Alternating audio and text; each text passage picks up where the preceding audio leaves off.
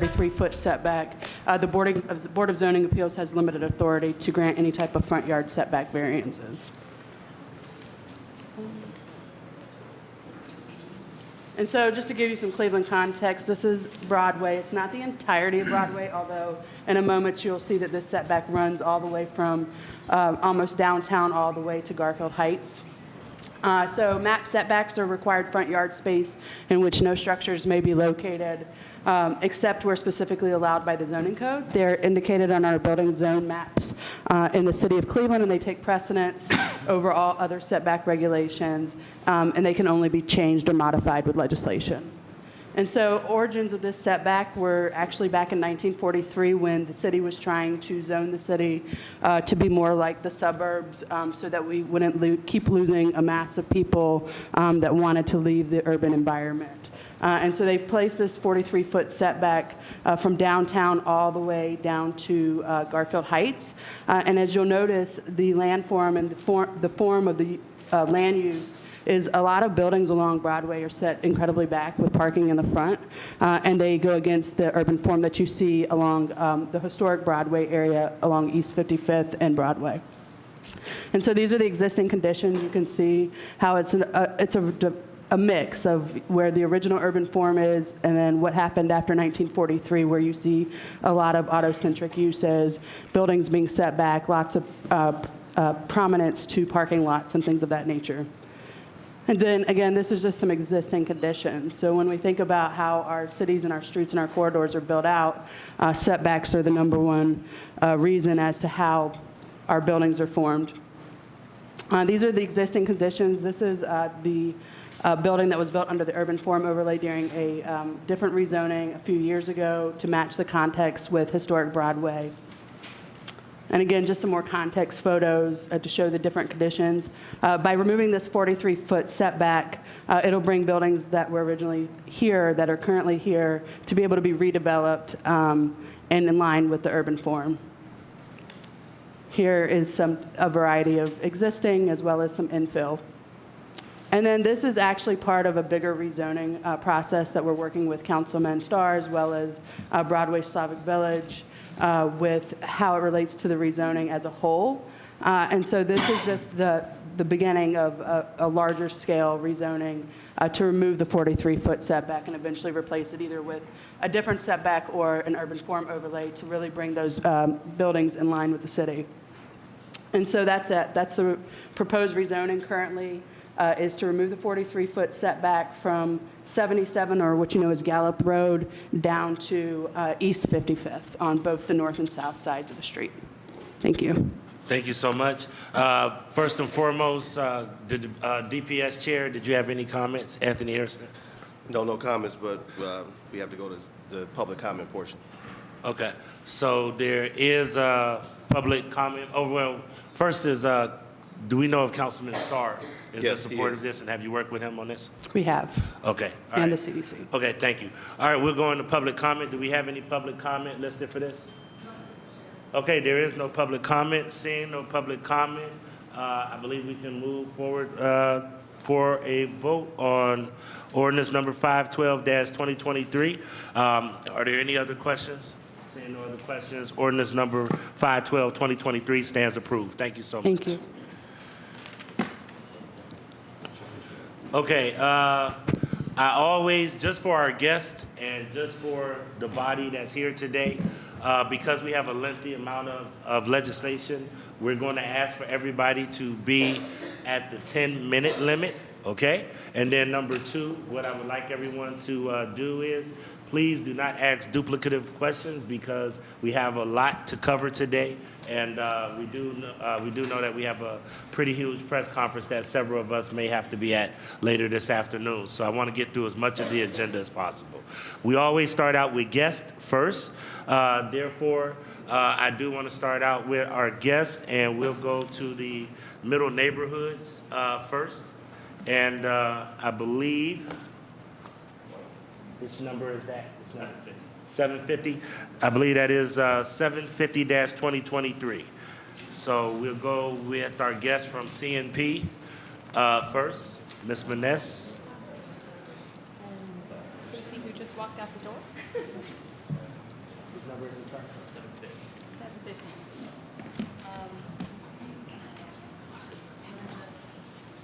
Where's 750 at? All right. Where's 750 at? Right here, right here. Okay, got it. And Brianna and Casey are here. Okay. Good morning. Good morning. We really appreciate Hold on, let me read it into the records to start off with.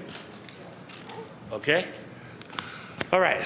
This is ordinance number 750-2023 by council members Moore and Slife as amended. And I want to make a comment on that before we move forward. This is an emergency ordinance authorizing the Director of Community Development to enter into a grant agreement with Cleveland Neighborhood Progress to partially finance costs to acquire, hold, and implement and manage renovation of certain housing in city neighborhoods, and further authorizing the Director of Economic Development to enter into a grant agreement with Cleveland Neighborhood Progress to provide economic development assistance to partially finance costs associated with acquisition, stabilization, and holding commercial properties, and to provide economic development assistance for associated projects that will revitalize commercial corridors in the city and create jobs. Okay, before I move this further, I do want to underscore that even though it has been sponsored by council members Moore and Slife, there are approximately 5 or 6 council people that are participating in this specific initiative. And I'm going to ask our guest if she can outline that first, because I know there were a lot of questions that people had for me about who all was benefiting from this. And this was the compilation of probably 5 or 6 council people that all partnered together to propose this to me. So to start off with, can you give the wards and the council members that will benefit from this before you go into your presentation? Absolutely. Thank you for inviting us to the table. Oh, yes, I should know to speak into Yes, the please mic, speak into the which- mic. Yeah, it has been a while. Yeah, thank you. So this is an effort that has been ongoing for probably about 4 years that started with research in the Community Development Department. It is absolutely to look at areas of the city, and that's really what the middle neighborhoods are about, that have traditionally, through the 80s and 90s, not needed specific intervention from the city, but through the 2000s really have experienced the stability that these neighborhoods have enjoyed has really been threatened, and there is an effort across the country to stabilize middle neighborhoods. So specifically, it really, if you go through, it's Ward 10 and 8 with Councilman Hairston and Councilman Polensik. It's Ward 1 with Joe Jones. It's Wards 16 and 17 with Harsh, and 16 and 17 with Slife, and KZ 11 with Councilman Kelly. And then there are portions of areas, like there's a very small portion in 6. There's a lot of potential over time. In Ward 14, but not today. We have a lot of edge areas in places like Ward 12 where you could see support if we are able to prove this out in the coming years. But the specific work to bring this together was with Wards 1, 8, 10, testing me here, 11, 16, 17, as I'm counting on my fingers. I think I have covered it. 12. Yeah, 12 is because there's a portion of Old Brooklyn with 12. And that is, I think, the main message today, is that this is citywide. There are areas where we are not going to be able to touch in the initial piece. Part of it is dollars. Part of it is to test how well this works. But this general idea of looking at nodes within neighborhoods, there are nodes within most neighborhoods and wards in the city where this could play out over time. And if I could just add to that, just one of the things that this was intended to do, there's a lot of these middle edge neighborhoods that oftentimes don't have anchor institutions, and they oftentimes don't have an opportunity to capitalize on these type of dollars. This actually also leverages other dollars that they were able to get from the state in order to focus on those kind of stabilization neighborhoods. Yeah. And I would ask if I could, I know you mentioned a lot of names, but all of those names that she just mentioned, are you okay with adding yourself on this piece of legislation as a co-sponsor? So can we make sure that all of those, Ms. Inez, can you make sure that all of those wards that she mentioned is added on that? Or actually, you could just, if there's any objection to the entire council, they'll let you know. But if you can add the entire council, but if there's anybody who would not like to be on that, they can just let you know, okay? All right, thank you. Say that again? 750, we're not going to be on that. Okay, so Councilman Starr doesn't want to be on there. Okay, please proceed. Okay. All right? So that was actually a great introduction to a presentation. I know you guys have a very long day, but this is a big deal. It is an investment that the city will be making, so we'll try to quickly run through this. Sorry, I'm going to do this. Okay. So we're going to, again, quickly talk about what are middle neighborhoods, have the team talk about the legislation that divides into Main Street and side street interventions, the importance of neighborhood marketing and telling the story of our neighborhoods, and then finally how we're going to measure success and look at how we could do this in other areas of the city.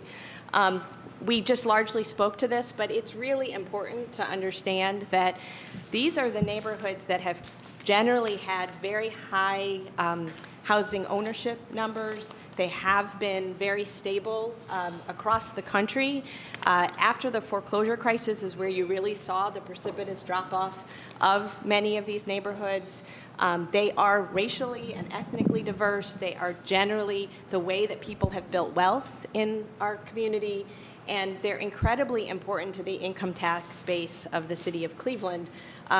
Again, nobody needed to talk about these neighborhoods because people who lived in them had the means to invest modestly in their homes, frequent the businesses in those neighborhoods, and take care of them. And what we're finding, again, this is a phenomenon across the country, is that the lack of investment as people have aged in their homes, as they've moved out, frankly, a sprawl in greater Cleveland has given more options, not even in Cuyahoga County, but in adjoining counties. We have lost population in these neighborhoods. And the good news about this is that unlike the generational investment that we have to make in a lot of our neighborhoods that have been severely disinvested, that many of you work so hard to support, these neighborhoods, we really believe, with fairly minor interventions, concentrated interventions, could start to turn back in the right direction, and then this could be something that we could move forward and do in other neighborhoods.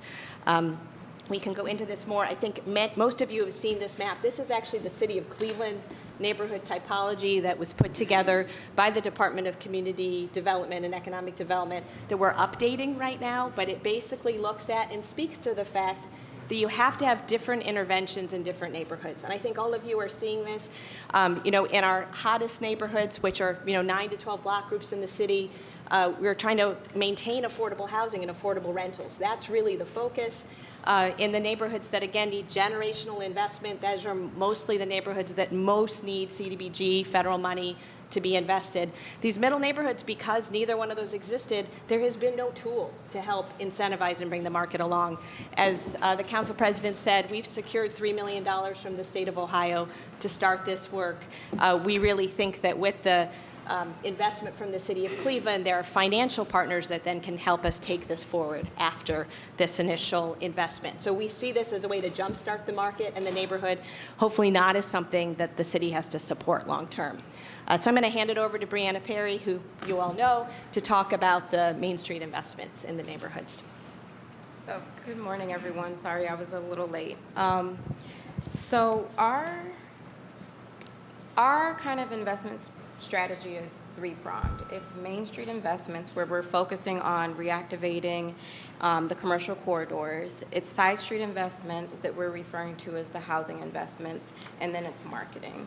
So I'm going to talk a little bit about the Main Street investments. I wanted to use this as an example of what we're currently doing through economic development within CMP. We're utilizing a State of Ohio grant that we're also leveraging for this next round as well. But with the former round, we distributed over $250,000 to small businesses. Again, this is really focused on commercial corridors, and this was citywide. Through this program, we also initiated and piloted 2 white box commercial spaces through the white box pilot and program. And what that did is that went into vacant buildings that were privately owned, white box those spaces and made them attractive to small business owners to locate within. That white box program also encouraged additional private investment, either existing property owners that were located in the corridor or new private investors that were interested in the neighborhood. The particular pilot white box program that I'm going to reference next was also complemented by a pocket park, which you guys have all seen legislation for as well. So this is the Geek Peak. This was one of the storefronts that was done, or the white box that was done through the pilot program. This is located in the Old Brooklyn neighborhood. This was the original exterior condition and then the updated exterior. Taking a look at the inside. So that's just an example of what we've been able to do with the program, particularly the white box program.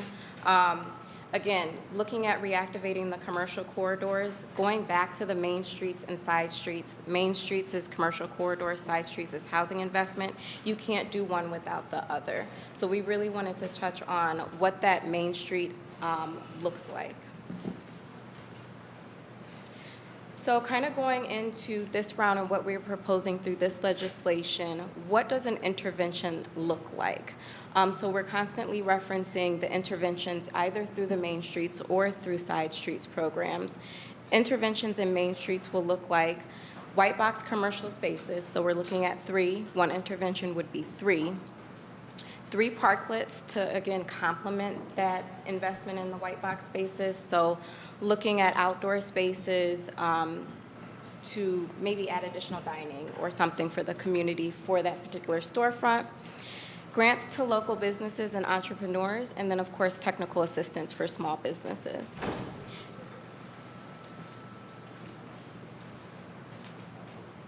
And next, I'm going to turn it over to Casey.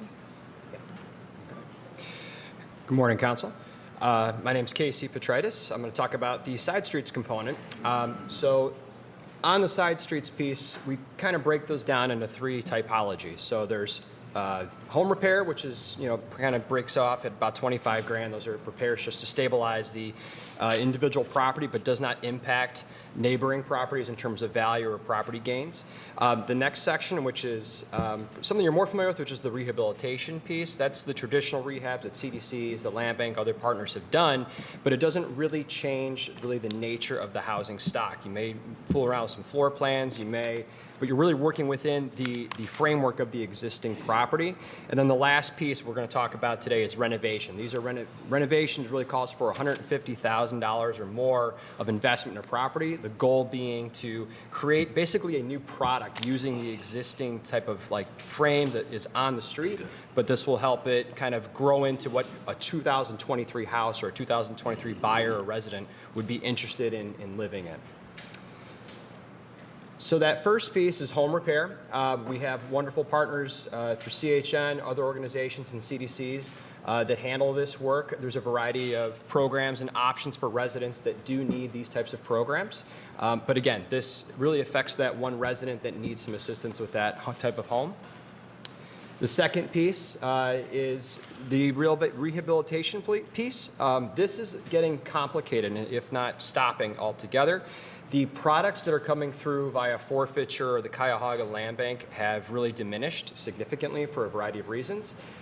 Rising costs due to construction and labor costs obviously make the economics even more difficult to put these together. We still have partners in these spaces working with this type of kind of construction and still putting out good product out there, but it's not really changing in terms of what the housing typology is. So if it's a 1,300 square foot house, it's still a 1,300 square foot house, give or take. So this is effective for stabilizing some of our housing stock, but we want to take it to another level. The renovation piece, again, challenged due to rising supplies. So what's occurring in the markets is that in middle neighborhoods specifically, we're seeing things go for sale, right, for $70,000 to upwards of $150,000, where investors are still able to basically purchase into these type of properties and make them cash flow. All right, I've seen these literally on MLS listings. This is a mechanism that we're hoping to get to where we could acquire said properties, put an additional amount of significant capital into them, right? And then the goal is to basically price out investors so they can't even buy the single family. It doesn't make an economic, it doesn't make economic sense for them to use it as an investment tool any longer. So that's the primary objective. And what we're doing is we're expanding footprints. We are directly changing the framework of that house to make it feel like, oh my gosh, this thing feels brand new because it's got everything I need. It's going to have smart technology. It's going to have 2-car garage, nicer amenity sets. That's kind of the cohesive goal of working with this type of housing stock. So obviously part of our proposal is to do these type of significant renovations, but I know that everyone in the room here understands that there's issues of appraisal gaps, there's issues of, well, what if you can't sell it? What are those kind of limitations? We are very cognizant of that, but one of the goals is to drive the market value, to actually see that impact resonate throughout the neighborhood, and to roll these out systemically through basically a quarterly basis once they're done. So we're trying to build a pool up to have them consistently roll out. And what that's important to do is that we see that as MLS comps that hit, so lenders see that in the market, and even homeowners see it. So when they see high sale prices, they may think twice and say, I think I am going to borrow, to get that new driveway and to put a 2-car garage up. Or you're going to see basically someone say, hey, my house is now worth something. I think I'm going to sell and move on. So hopefully we'd have a chance to obviously acquire the property depending on price point, but also that, again, we're boosting the equity in residents' homes. And I think that's one of the critical pieces to this type of work. So this is just kind of a picturesque example of kind of what we could envision in terms of a renovation candidate, is that you're really expanding the footprint. So this is one you can kind of see they're adding, a dormer in the back and then adding additional square footage. This is what the modern buyer looks for, okay? They're not looking for the 1,400 square foot house. We have those, but we're competing regionally, and it's something we need to be cognizant of. It's not a resident moving from Cleveland to Cleveland Heights. This is a resident moving from Cleveland to Lake County in a 2,000 square foot house. This is the challenge that we have and we need to face.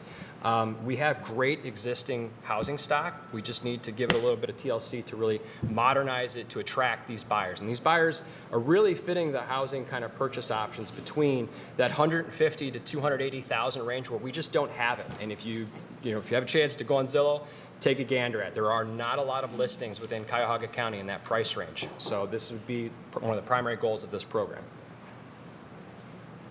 And then the final piece to making this all work is neighborhood marketing. We can talk, Stu. So a big part of this, I think we all experience, is that there are not very many real estate agents working in our neighborhoods in Cleveland. There is very little understanding from our banking partners of what the value is of a home in Cleveland. The 15-minute city that our planning department is encouraging is something that is naturally availed of in Cleveland. And a huge part of the middle neighborhood strategy is telling the story of the neighborhoods. We've been working on relaunching Live Cleveland, working on marketing with this community development corporations. This is where our CDCs are so important because they're really the outreach into the neighborhoods. They understand the community, and we'll be working with them as well as really working to educate real estate agents, appraisers, and other partners, because we know they're really the first line when people are looking at whether they should stay in their neighborhood, whether they should invest in their house, and if they should make a different choice. And so this is not a portion of what we are looking for funding here, but it is a critical part of this proposal and something we really wanted you guys to understand. And then I think Casey's going to talk about some of the metrics, which are really important for understanding. Oops, I went the wrong direction. I think. That's okay. Yeah. Oh, metrics on each one of these. Let's just go to metrics. Yeah, sure. Success. No Sorry. worries. Yes, Yeah. there were metrics there somewhere. Yeah. Sure. So how we're going to measure success is through a variety of means. So we can initially measure these through sales values, like literally when the house sale is complete, we can start observing the market through the MLS and through the listing service to say, all right, how many more things are coming for sale? Where's basically the dollar amounts? What has moved? What has changed? There's other pieces to that, days on market. So for instance, if we see traditionally in the last 2 years in a neighborhood, things were on the market for 3 months, all of a sudden they start closing down to 60 days, right? So this would be kind of those kind of metric points that we could point out to. The dollar amount allocated to MBEs, SBEs, and WBEs, I mean, this is an easy one that we know that we can say, hey, we put your money to work with these firms.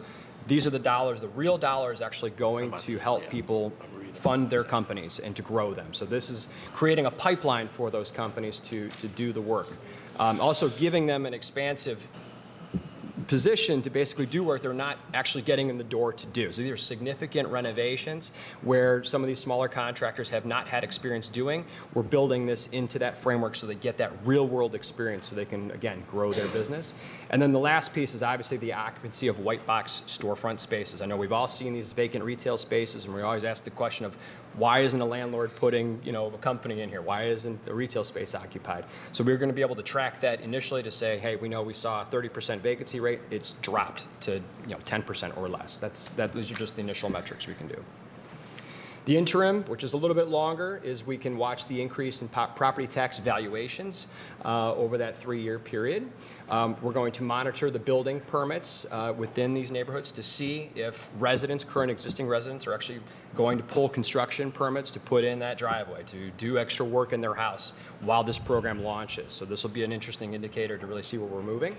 And then obviously the inquiries and investment from other sources. So is the private sector getting involved? Are we seeing actual other, I won't call them flips, but let's call them flips, of purchase and acquisition where they start to see value in the neighborhood to say, hey, I think I can make my margin on this doing the renovation work on a sales basis. So I think those are some critical interim pieces. And then the long-term analysis is looking at the average household incomes in that neighborhood. Is it rising? Is it stable? Is it shrinking? These are kind of those overall demographic things, a little out of my world a little bit, but we can research this. Commercial occupancy and rents. Are we seeing a rise in occupancy and rents? Sales comps. Over that period of time, we should see sales comps per square foot rising in the neighborhood to the point where are we seeing new fill in construction opportunities? Is that occurring? Are we having those inquiries? And then the last piece is tracking the loan products that are being used in these neighborhoods to see, are we seeing FHA buyers? Are we seeing more conventional lending coming into the neighborhood? I know that's always been a challenge with LTV and trying to get residents to buy into certain neighborhoods. So these are all those long-term components that we can track. So we're going to wrap up there and take questions. I think just a couple final comments, right, is we look at supporting neighborhoods across the city of Cleveland. The middle neighborhoods that have not needed investment in the past are the focus of this proposal. Many of the areas across the city, there are large swaths that are middle neighborhoods. Ward 16, 17 are very good examples of that. Ward 1, Ward 8 and 10. But in most of your wards and most of your neighborhoods, there's a node that we can be working in. And being able to test this over the next couple years, see whether this concentrated investment starts to move the market to a point where the private sector takes over and we don't need to be engaged, right? That is the goal, is that we don't have neighborhoods throughout Cleveland that need subsidy and support. And we really believe we can tip these neighborhoods in a positive direction so that we don't need the level of engagement and support that the city has had to provide our neighborhoods. We can retain and attract residents and have the broader community see Cleveland more and more as a place to invest and participate and move into versus a place that just is always thought about as a place that needs subsidy. All right. I have a few amendments to read into the record before we move forward with any questioning. And number one, there is no legal objection to this legislation if amended as follows.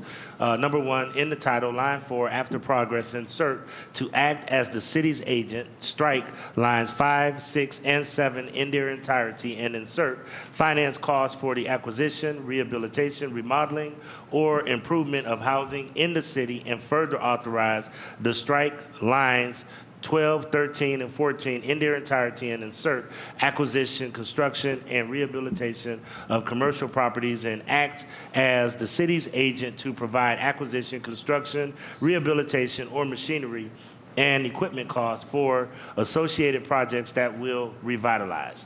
Number 2, in the first whereas clause, line 3, after live, insert and strike line 4 in its entirety.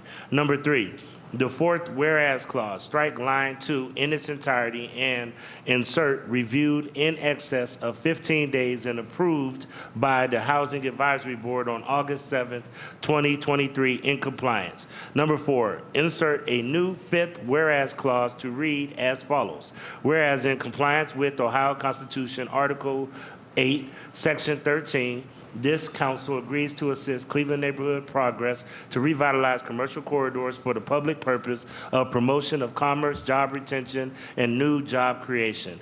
Number 5, in Section 1, line 2, after progress, insert to act as the city's agent and strike lines 3 and 4 in their entirety and insert for the acquisition, rehabilitation, remodeling, or improvement of housing in the city for sale to individuals and families, the housing renovation project.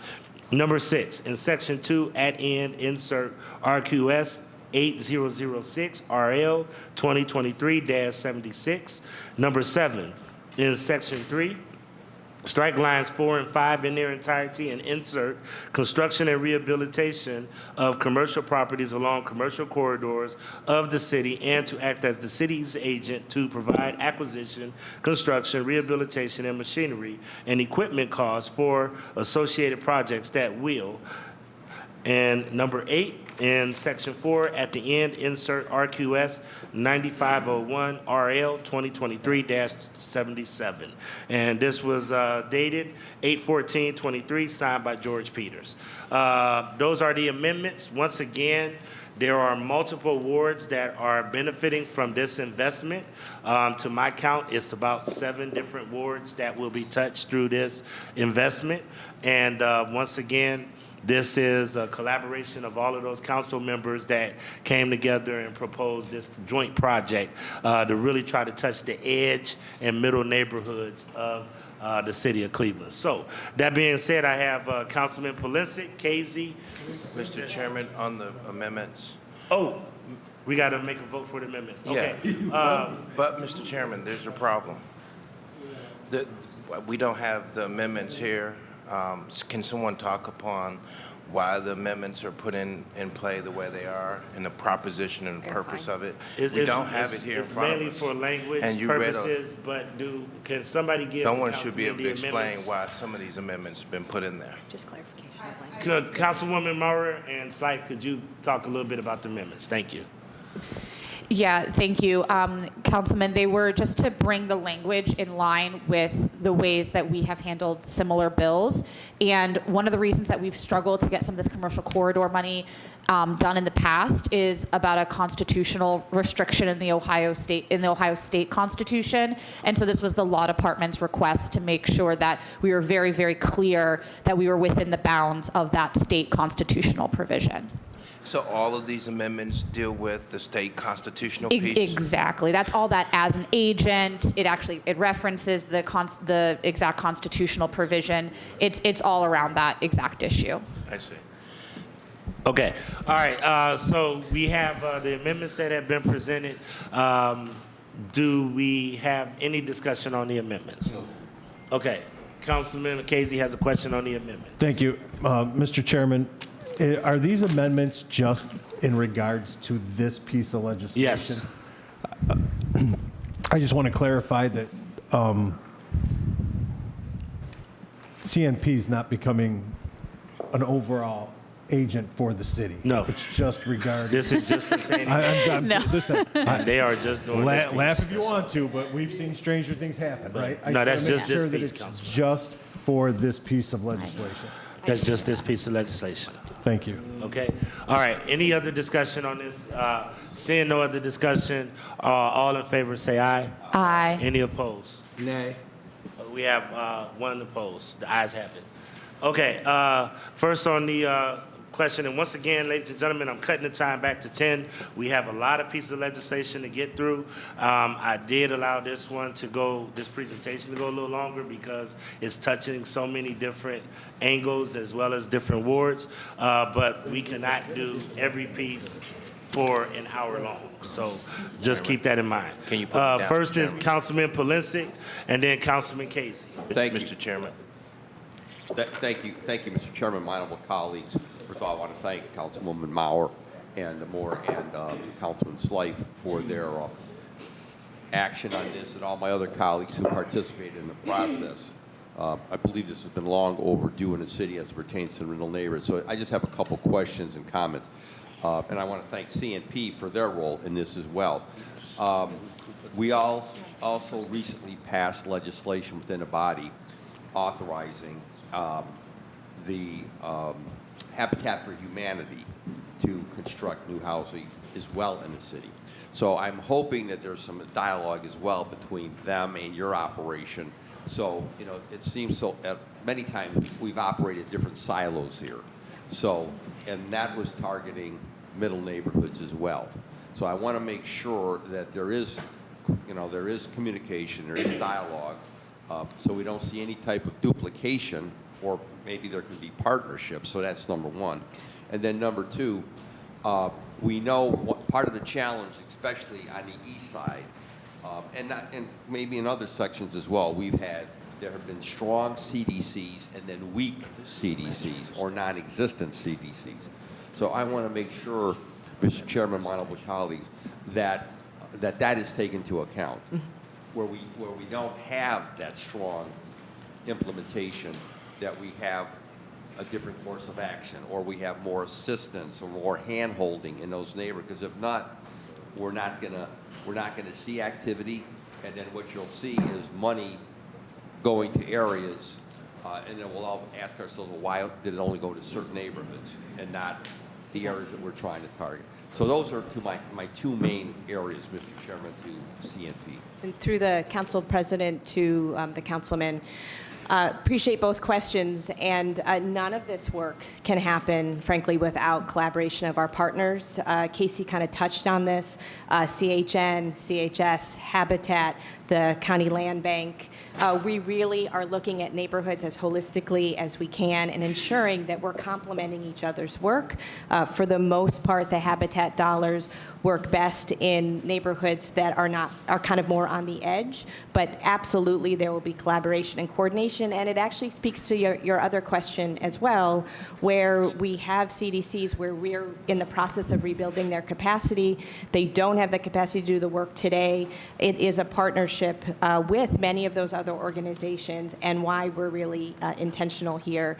It's why we're leading this work, and it is absolutely essential that we work with all of you as council people to really understand on the ground, especially in the areas where the CDC isn't as strong, where, you know, what commercial district or what neighborhood, where there may be the most opportunity, because you really know your community and your neighborhood most closely. And then just finally, again, I want to make sure, Mr. Chairman, and my colleagues, that the council members are engaged in the that was it. process. Yeah, That has to 100%. happen.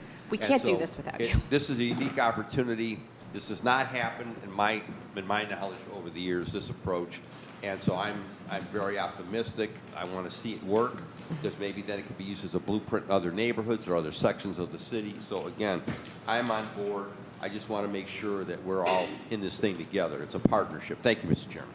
Thank you, Councilman Polisic. Councilman Brian Casey. Thank you, Mr. Chairman. Mr. Chairman, I almost called you director, but Ms. Manise, were there any other funds secured by CNP for this project through any other outside agency aside from the City of Cleveland? So through the council president to Councilman Casey, so we built this program off of initial work that was done with the state of Ohio over the last few years around commercial corridors, and then we were just awarded through the state operating budget $3 million over the next 2 years to begin this program. We are also working with several private partners that we can't name today, but we are encouraged by their interest, and they've worked with us in the past in Cleveland to further leverage this work. And is that $3 million for this project specific? Or is it more? Okay. Specifically, yes. All right. And then in your presentation, you didn't put a dollar amount into neighborhood marketing. Is there going to be a dollar amount into neighborhood marketing? So through the council president to Councilman Casey, there will not be dollars used for neighborhood marketing out of the funds from the city of Cleveland. That is a program and an initiative that we are working on internally that we are looking to raise other dollars on that really is citywide, but most critical first in these middle neighborhoods that don't do a lot of marketing. And thank you for that. And Mr. Chairman, to Ms. Manise, it's a good thing that you're coming in to do this, right? But I'm a little apprehensive that this should be the job of economic development, right? And that you guys are coming in and having to do, now that's not your fault, right? Because you guys do what you do. But, you know, economic development, how involved are they going to be in this process with me believing, excuse me, me believing that this is something that economic development should have been doing for years. And now it's almost like you guys are coming in and saving the day for economic development. So can you touch on that? So through the council president to Councilman Casey, you know, much of this work, and I should actually let Brianna Perry talk about this from Mayor Jackson's Neighborhood Transformation Initiative, sorry. A lot of this work that we first started doing in Glenville, in Buckeye, to a lesser extent in Clark Fulton, certainly the Main Street work, a lot of the lessons learned have come from those areas. The challenge there is it takes a lot more intervention to get there.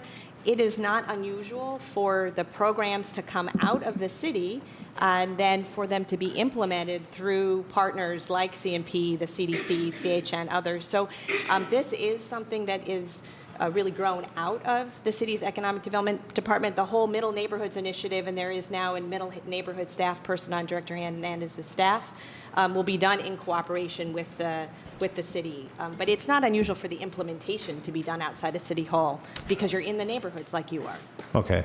And thank you for that. And then, Mr. Chairman, to Ms. Manise, the numbers that you've provided in here for your metrics, you know, 30 parklets, 30 grants to small businesses, that's spread out throughout all of the wards, correct? So the dollar amount or the metric, but what surety does the council have that you're not just going to do 30 white boxes, we'll just say in Ward 16, and say we're successful, right? I mean, how are we going to measure that these dollars and your success according to your metrics? Because it's not a lot of money, and it's a lot of neighborhoods, right? So how are we going to measure that? I mean, there's no guarantee that each one of these wards is going to get 3 white boxes or 5 white boxes or whatever the number comes out to. But we also don't want to see all of this concentration, even though we're saying it's for middle neighborhoods, end up just in one ward. So through the council president to Councilman Casey, I think that's a very fair question. It is absolutely our intention to work with council, with the CDCs, to identify areas where we can begin working within each ward, within each middle neighborhood. The reality of the marketplace will be that sometimes there will be a part of the city where we think we should be working, and you know, the property owners on that commercial strip just don't want to engage in the program, and we'll have to figure out how we negotiate and do something different. I think it's really important that we come back to this council, to the city, and report back on a regular basis because that is the accountability, but we're really not going to be able to be successful and keep doing this work if we can't demonstrate value throughout the neighborhoods of Cleveland. It's really in our best interest to not just concentrate in specific areas, because then you won't want to support us to keep doing this. All right, and thank you. And Mr. Chairman, the director, I just have one more question. Is CNP taking a fee? And we didn't get an executive summary, so I'm assuming that these are ARPA dollars, correct? American Rescue Act General Fund. It's in Right. the general fund. Okay, but Use your favorite term. right, okay, They are. but those are the Okay. dollars, All right? right, yeah. You know. All right. Is CNP taking a fee for providing the service to the city? So through the council president to Councilman Casey, we do have administrative costs, and we, to the Councilman Plensek's point, part of this work is to build the capacity of workforce throughout the city of Cleveland. We know today, and we hear all of you say it, the administration, we say it very actively, the workforce whether it's at a CDC, at many of our housing partners, for us, it's not there. And we have a tremendous responsibility to execute, all of us do. And so there are administrative dollars to start to build that capacity, because that will really help us long-term as a city to be able to continue to do this work. All right, and Mr. Chairman, to Ms. Manise, is that administrative fee, is that a flat rate or is it a percentage? Through the council president to Councilman Casey, I would like to confirm, but I believe it's a flat rate. All right, and you don't want to share that Yeah. with us, do you? No, I will be honest and say I just need to come back to you. Okay, Yeah, if you just I let us did know. not. All right, thank you, We went Mr. through Chairman. many different iterations. All right, thank you. Of that. All right, thank you. I have Councilman Kevin Conwell. Thank you. I'm going to follow up. I missed that I was reading. How much is the fees that you were talking about through the chair to Tanya Maness? Do you know? Administrative costs, like, we're looking at 20%, 23% of the 7.3 million, or what? What are we looking at? So through the, oh, sorry. Yeah. Did you want? No. Okay. Through the, I was going to say, through the council president to Councilman Conwell, I do want to confirm the dollar amount, but it is close to that sort of 15 to 20% dollar amount, because it is, again, we are looking at staffing our staff to do this work, but also within the CDCs. This community cannot execute today on home repair, on home renovation, on the work that we're talking about doing. And if we don't understand that we have to invest in people to do this work, we're going to be turning dollars back ultimately to the federal government, because we don't have the manpower to do the work. Right. Well, let me say this. I know 20%, it's not high. Let me say this, with your staff, then you guys need to be writing proposals also. And that need to be in the scope. We're looking at $7.3 million that we are funding you, okay? And in our oversight, how much money do you think that you can bring in your objective?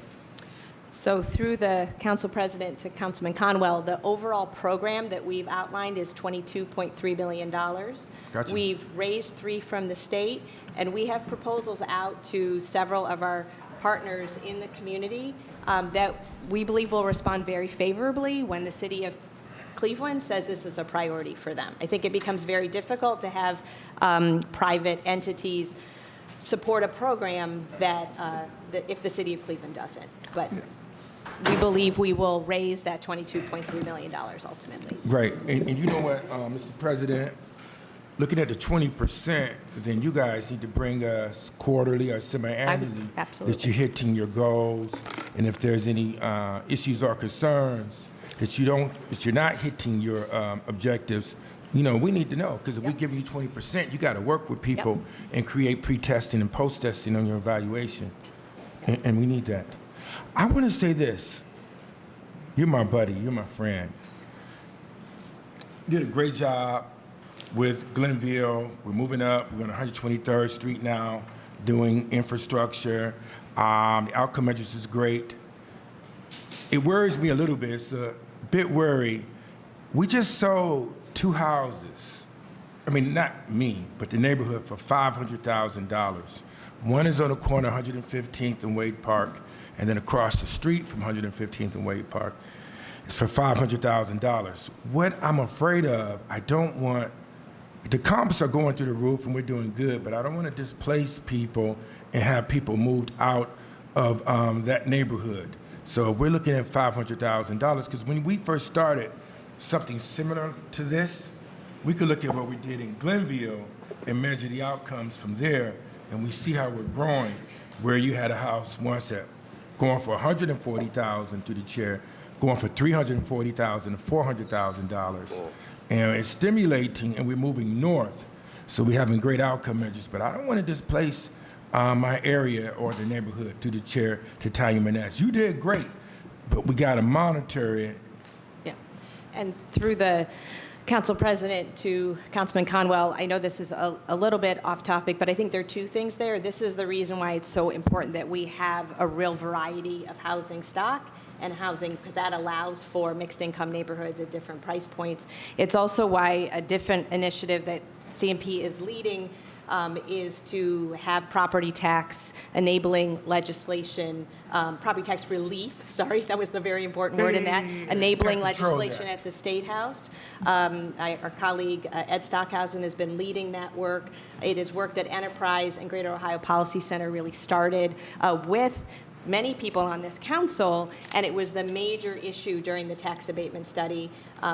We have seen some real interest in that legislation, some real collaboration across, different partners, and we believe that there's a good chance, and we'll need the support of this council to move that forward with the State House in the future. That would really allow for the fact that as property values increase, people are not displaced because their property taxes go up at a rate with which they can't support, and that is normally the main reason why you see that level of displacement. But in the context of this work, I think it is exactly why this work is so important, is we need to preserve what has traditionally been very middle-class housing in the city of Cleveland throughout neighborhoods so that we have a variety of housing options for our residents. 2 quick questions, and then I'll yield. Ed reached out to me twice. We've been playing phone tag. I don't know him. I'm going to meet him if he's going downstate. Because, I go downstate a lot. Yeah. And I'll see something like this when we were doing the plan in Glenville, and I would go down there to lobby to bring home money for my ward. Go down talk with state representatives, meet with the governor, because I'm not going to wait just for this. I can go down there and lobby myself, and I want to lobby with Ed about these tax abatements because it is a risk and a threat. And let me say this, and I'll yield. The 3rd paragraph, Mr. President, in here, and I listened to Councilman Joe Jones, and I drove the area, the southeast side. This has to be seamless. You don't have Ward 2 in here at all, and Ward 2 need to be in here. I mean, when you drive that area, it need help a lot. It's a forgotten area. Joe Jones is definitely right. We can't forget areas. Yep. And just through the council president to Councilman Conwell, so Ward 2, primarily Union Miles area, Yes. is not a middle neighborhood today, right? That is why the mayor's Southeast Side initiative is so critical. There are portions of Ward 4 right up near Mount Pleasant. Oh, actually, that is Ward 1. That's Ward 1 right up near Mount Pleasant. I always get right up by the Shaker border. It's similar. But it is the absolute need to be doing different interventions in different neighborhoods, right? The work we're talking about doing right now, we need to do so much more in Union Miles, in Central, on Kinsman, right? This would not yield the kind of results that you need to have in those neighborhoods, and that's why we're looking at doing, and when I say we, collectively, Cleveland is looking at doing the work that you are supporting, that Mayor Bibb is putting forward on the southeast side is absolutely because of that need for such a significant intervention. It needs to be included in here also as an addition. It needs a lot of help, a lot of work, and that's why you see a lot of crime, mainly in that area because of the blight. Councilman Joe Jones is definitely right. I drove to that area on a Saturday. I was so depressed.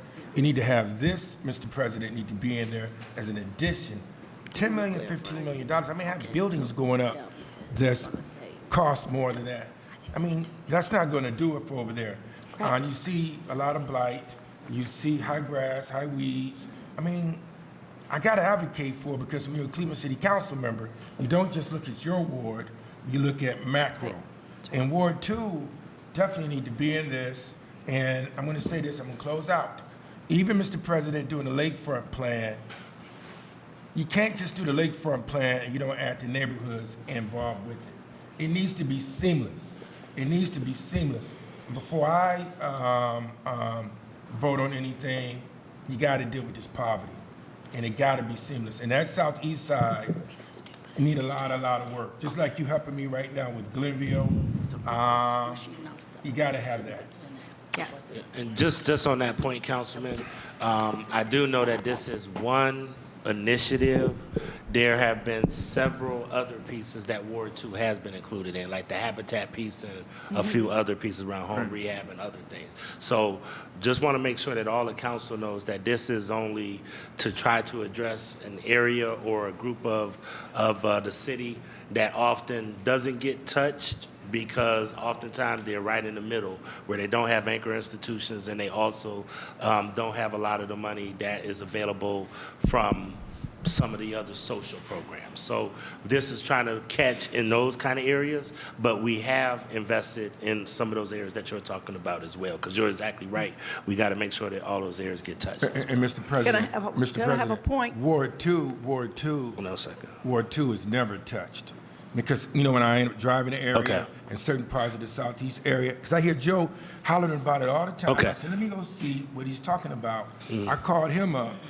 It's horrible, and that's why you see a lot of crime over there, because it's the forgotten area. We got 2 points, and actually, I'm just going to put these folks on the list because I know that Hairston, McCormick, and Gray would like to make a comment, so I'm just going to put you guys on the list. Hairston, and then I'll go to Mr. Chairman, do you have Gray. it down? And yes, and then I'll go to McCormick and then Gray. Hairston.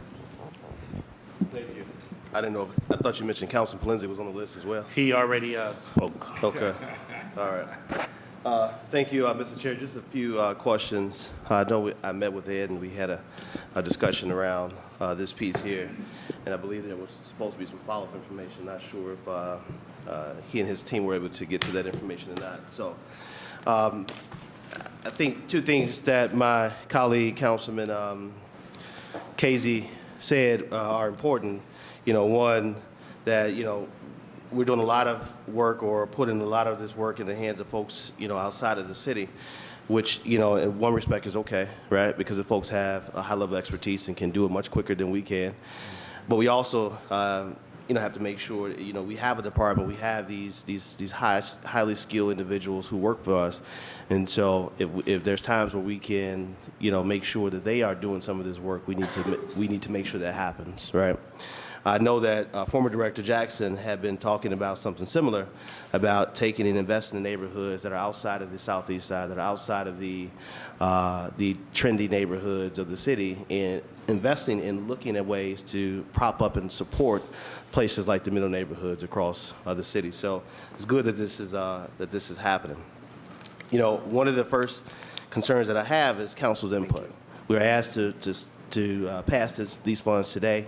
But I have not heard or see in the ordinance how council input will be taken consideration. What I do see in the part of the presentation is your partnership with, and it's managed and led by CDCs and other partners. So my first question through the chair to the team here, walk me through council's input involvement. And I get, you know, you mentioned having conversation with the members, especially areas that may not have an active CDC or a strong CDC to kind of do this work, or even lend a staff member, because they may only have a very small staff currently, to work with you all to generate some of these outcomes that you are proposing here in your presentation.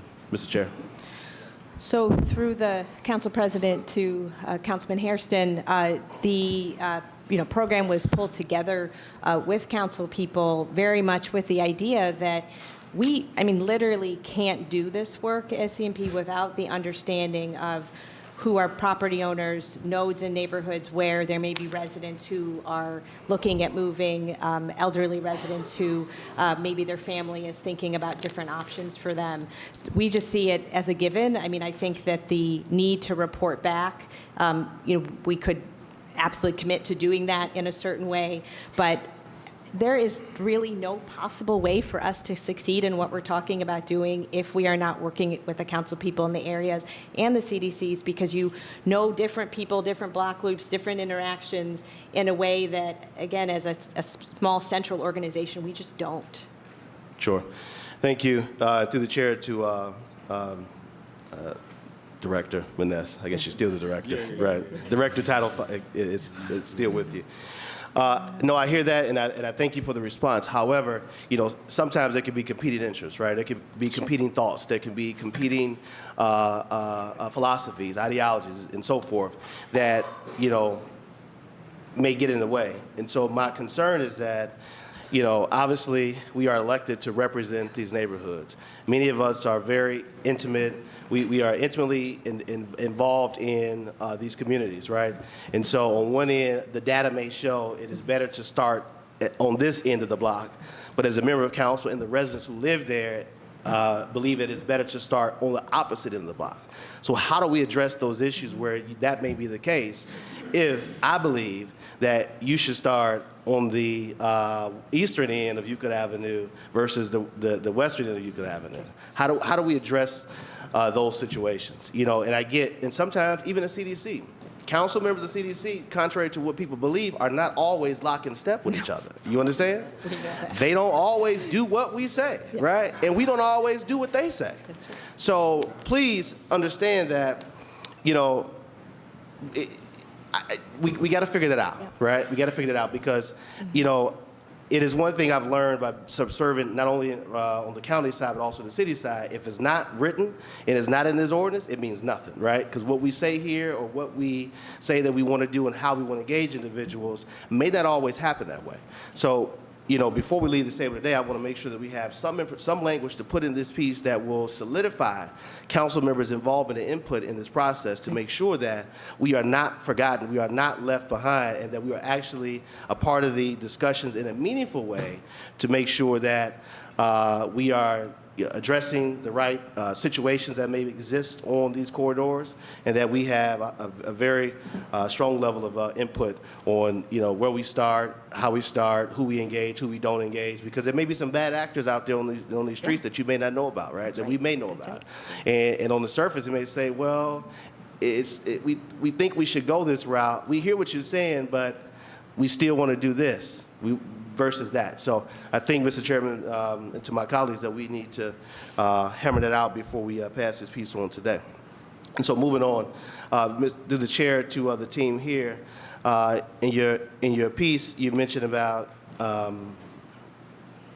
buying properties, rehabbing them. Some would be just rehab. Some would be kind of a more in-depth transformation of the property. Who's doing that work through the chair? Are you all going to do that work? Do you have in-house folks? Are you going to contract? Do you have affiliates? And if so, who are those affiliates? Are they already set in stone? Can you share more information about that through the chair? Yeah. Do you want to speak to it? Sure. Through the chair to Councilman Hairston.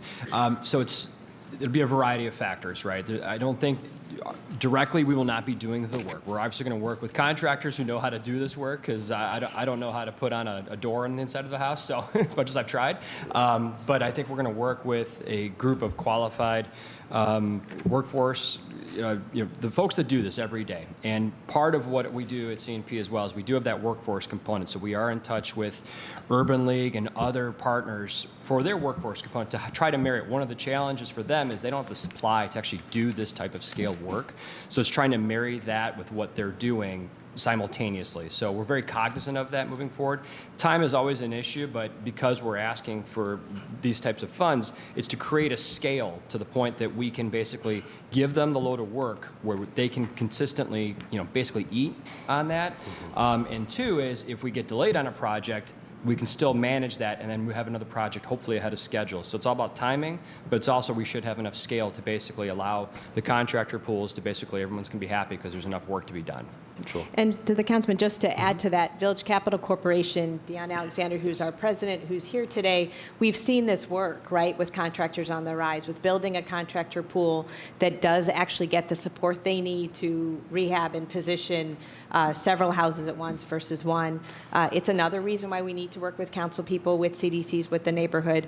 We know that in different neighborhoods there are contractors who are working, and that's where our partnerships with CHN, with the land bank, with others is really important because many of them have really strong contractor relationships. And we have that weird thing, which Casey just alluded to, where there's not enough work often for contractors that they feel is dependable, and so they will go work in other communities. If we can show them we can be your pipeline, with the city of Cleveland, with others, we have a much better chance of developing a contractor pool that will stay here.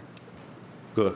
Thank you. And through the chair to the team here, thank you for the response. You mentioned CHN, you mentioned other folks. So you all have had discussions with CHN already to talk about their engagement and their involvement with this project if it's passed today? Yeah. Okay. And, you talked about earlier through the chair, acquiring these houses. There's a shortage of state forfeitures you said are coming through the pipeline.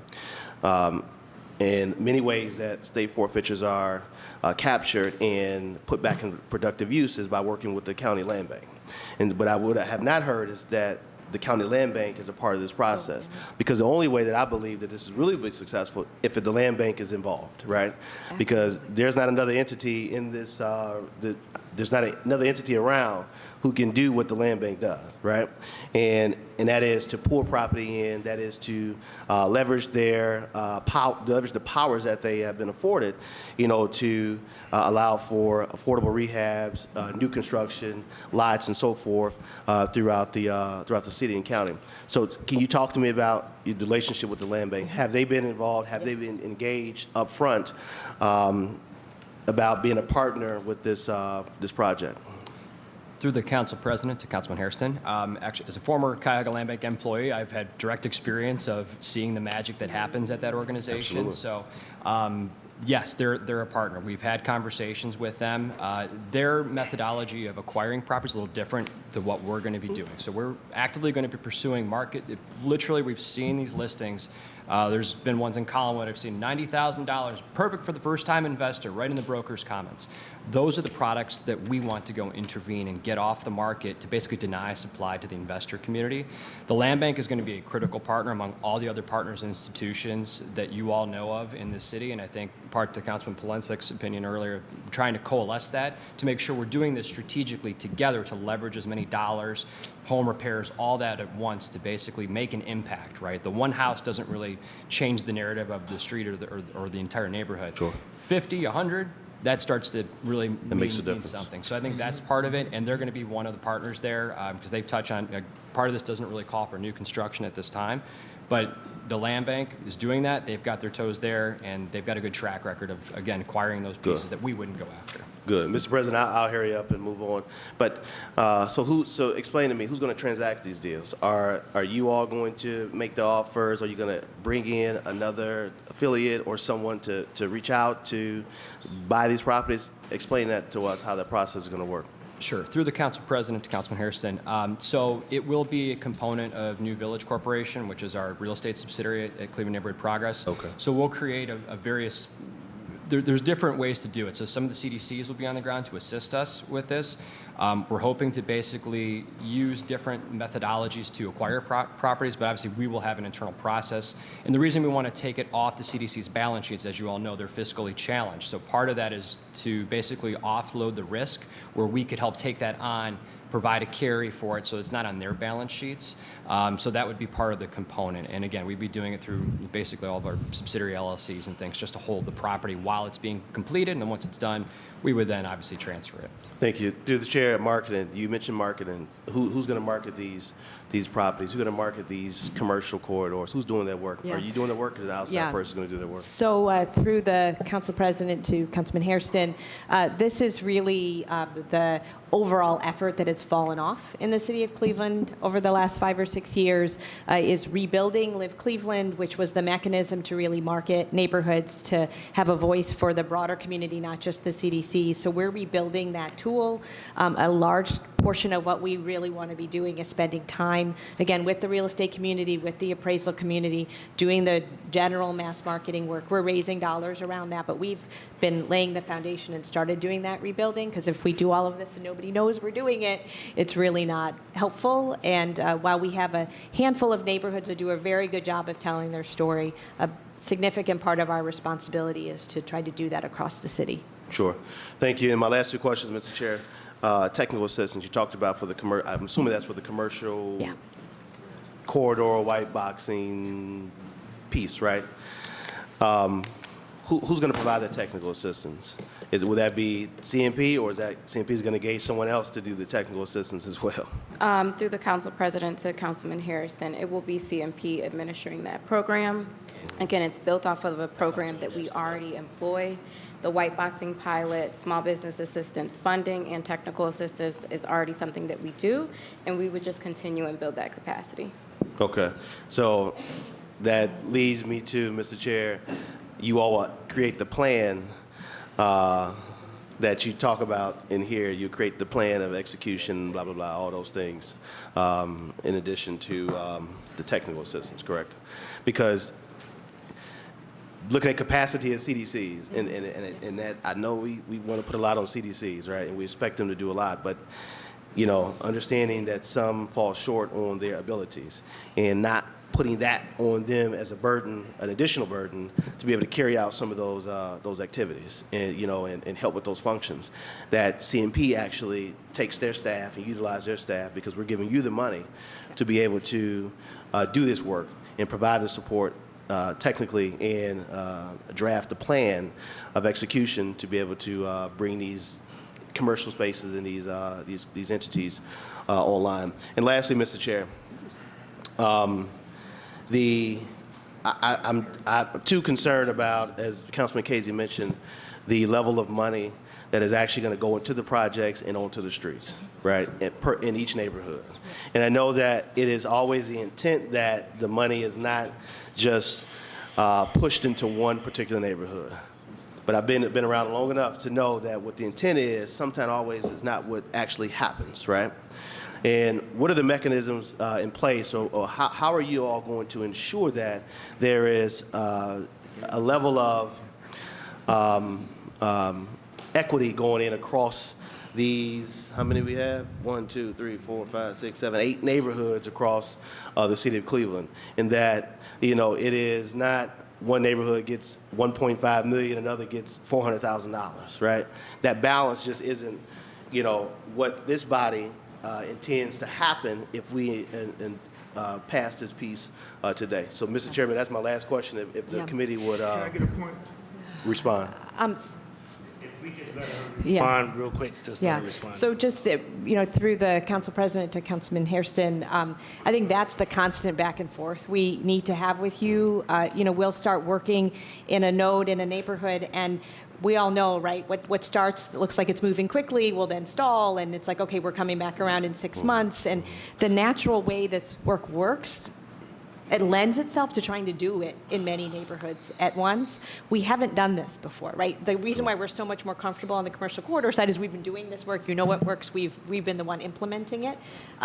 We do have to see this as a learning process with you. We need to come back and say, like, this isn't working. Even to your point before of, you know, the data shows we should start here, but there's really more need, or we think that there are more people who will be cooperative and interested in working there. Well, that's a really good A/B test, right? Sure. So we're going to go over there and see if it works. Well, we very positively impacted that part of the neighborhood, but we didn't move the market. Okay, what does that mean? Should we keep going there, or should we move? I mean, that's the essence of the whole program. And again, we want to build confidence in this body that we keep doing this. So it behooves us to work with all of you, for you all to understand what we're trying to do, and then for all of us to understand the market is going to limit us sometimes on how far we can go and when, and how we navigate that together. Sure. Thank you, Mr. Chair. Thank you to Tanya and your team here. I would say in closing, Mr. Chairman, that I think that there needs to be some sort of floor, you know, implemented to ensure that, you know, these neighborhoods across the city receives, you know, a meaningful amount of investment, you know, those neighborhoods. You know, it would be a travesty if this project happens and we don't see somewhat of equity, or at least, you know, close to as much as equity as possible across these communities. And we see some communities receiving more investment than others, right? You know, these dollars, you know, there's only so much amount of money to go around, right? And so the money that we do have to spread around, we was make sure that we use them in a way that will yield us the greatest outcome. And I know that middle neighborhoods is that way for us to begin that, but within that, we cannot, put one other neighborhood over the other as it relates to these 8 neighborhoods that are existing here. And I get that. I apologize, I didn't realize. No problem. I have a good response to that. And so we realize that there's a little more work that's going to need to be done in some of these neighborhoods, even though they are middle neighborhoods. But I do not, and I've said this to Ed when we met together, and I'm saying it again publicly, that these neighborhoods, as best as they can, need to be treated fairly in terms of support, monetary support across them all. Thank you, Mr. Chair. All right, and Councilman, thank you. I know that Councilman Conwell wanted to make a point. Can I just put you on the agenda, Councilman Conwell?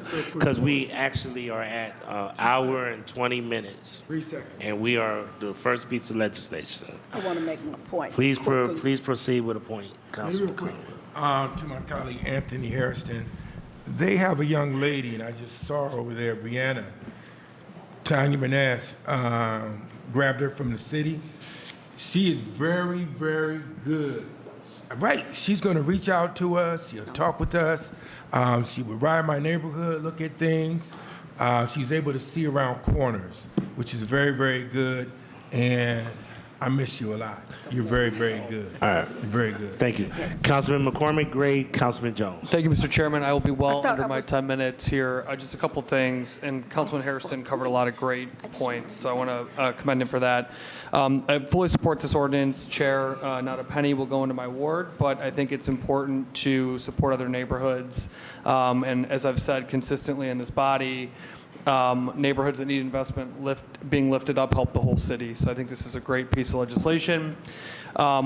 As 2 points that were noted, one, Mr. Chairman, I think we should have a conversation with the Realtors Association because I keep seeing illegal listings in my community about, hey, buy this house and turn it into a 30-person Airbnb from licensed realtors in Cleveland, which of course is, against the codified ordinance of the city of Cleveland. So as we think about investor types and listings, I think we should engage with them to say, make sure your members are not posting illegal activity on the MLS.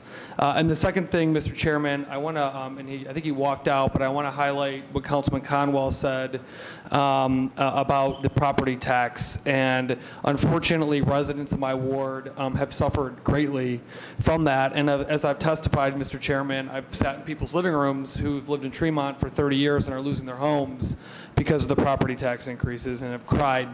And I've felt powerless because we need that state enabling legislation to help them. So, Chair, I just hope as a body we really dig into that, and I'm thrilled that Councilman Conwell is thinking proactively about that before that becomes, a significant problem in his community as it has in mine. And I just want to note we're going to need all hands on deck.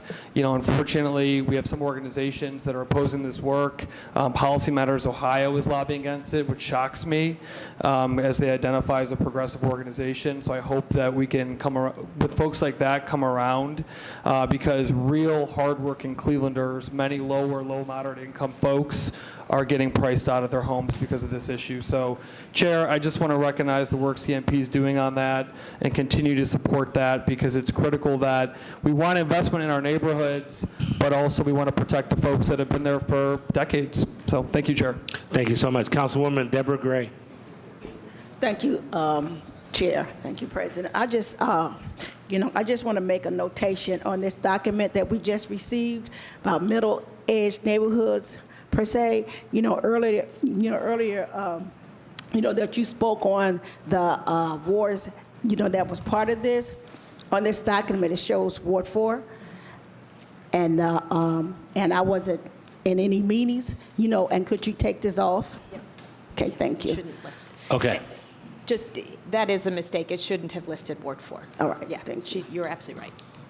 And just for full disclosure, I asked them to try to include Ward 4, it just didn't make it, because I was trying to get Ward 4 to be a part of it too. So just to let you know, I was kind of nudging them, and it just didn't fit. Okay, thank you, Chair. Thank you.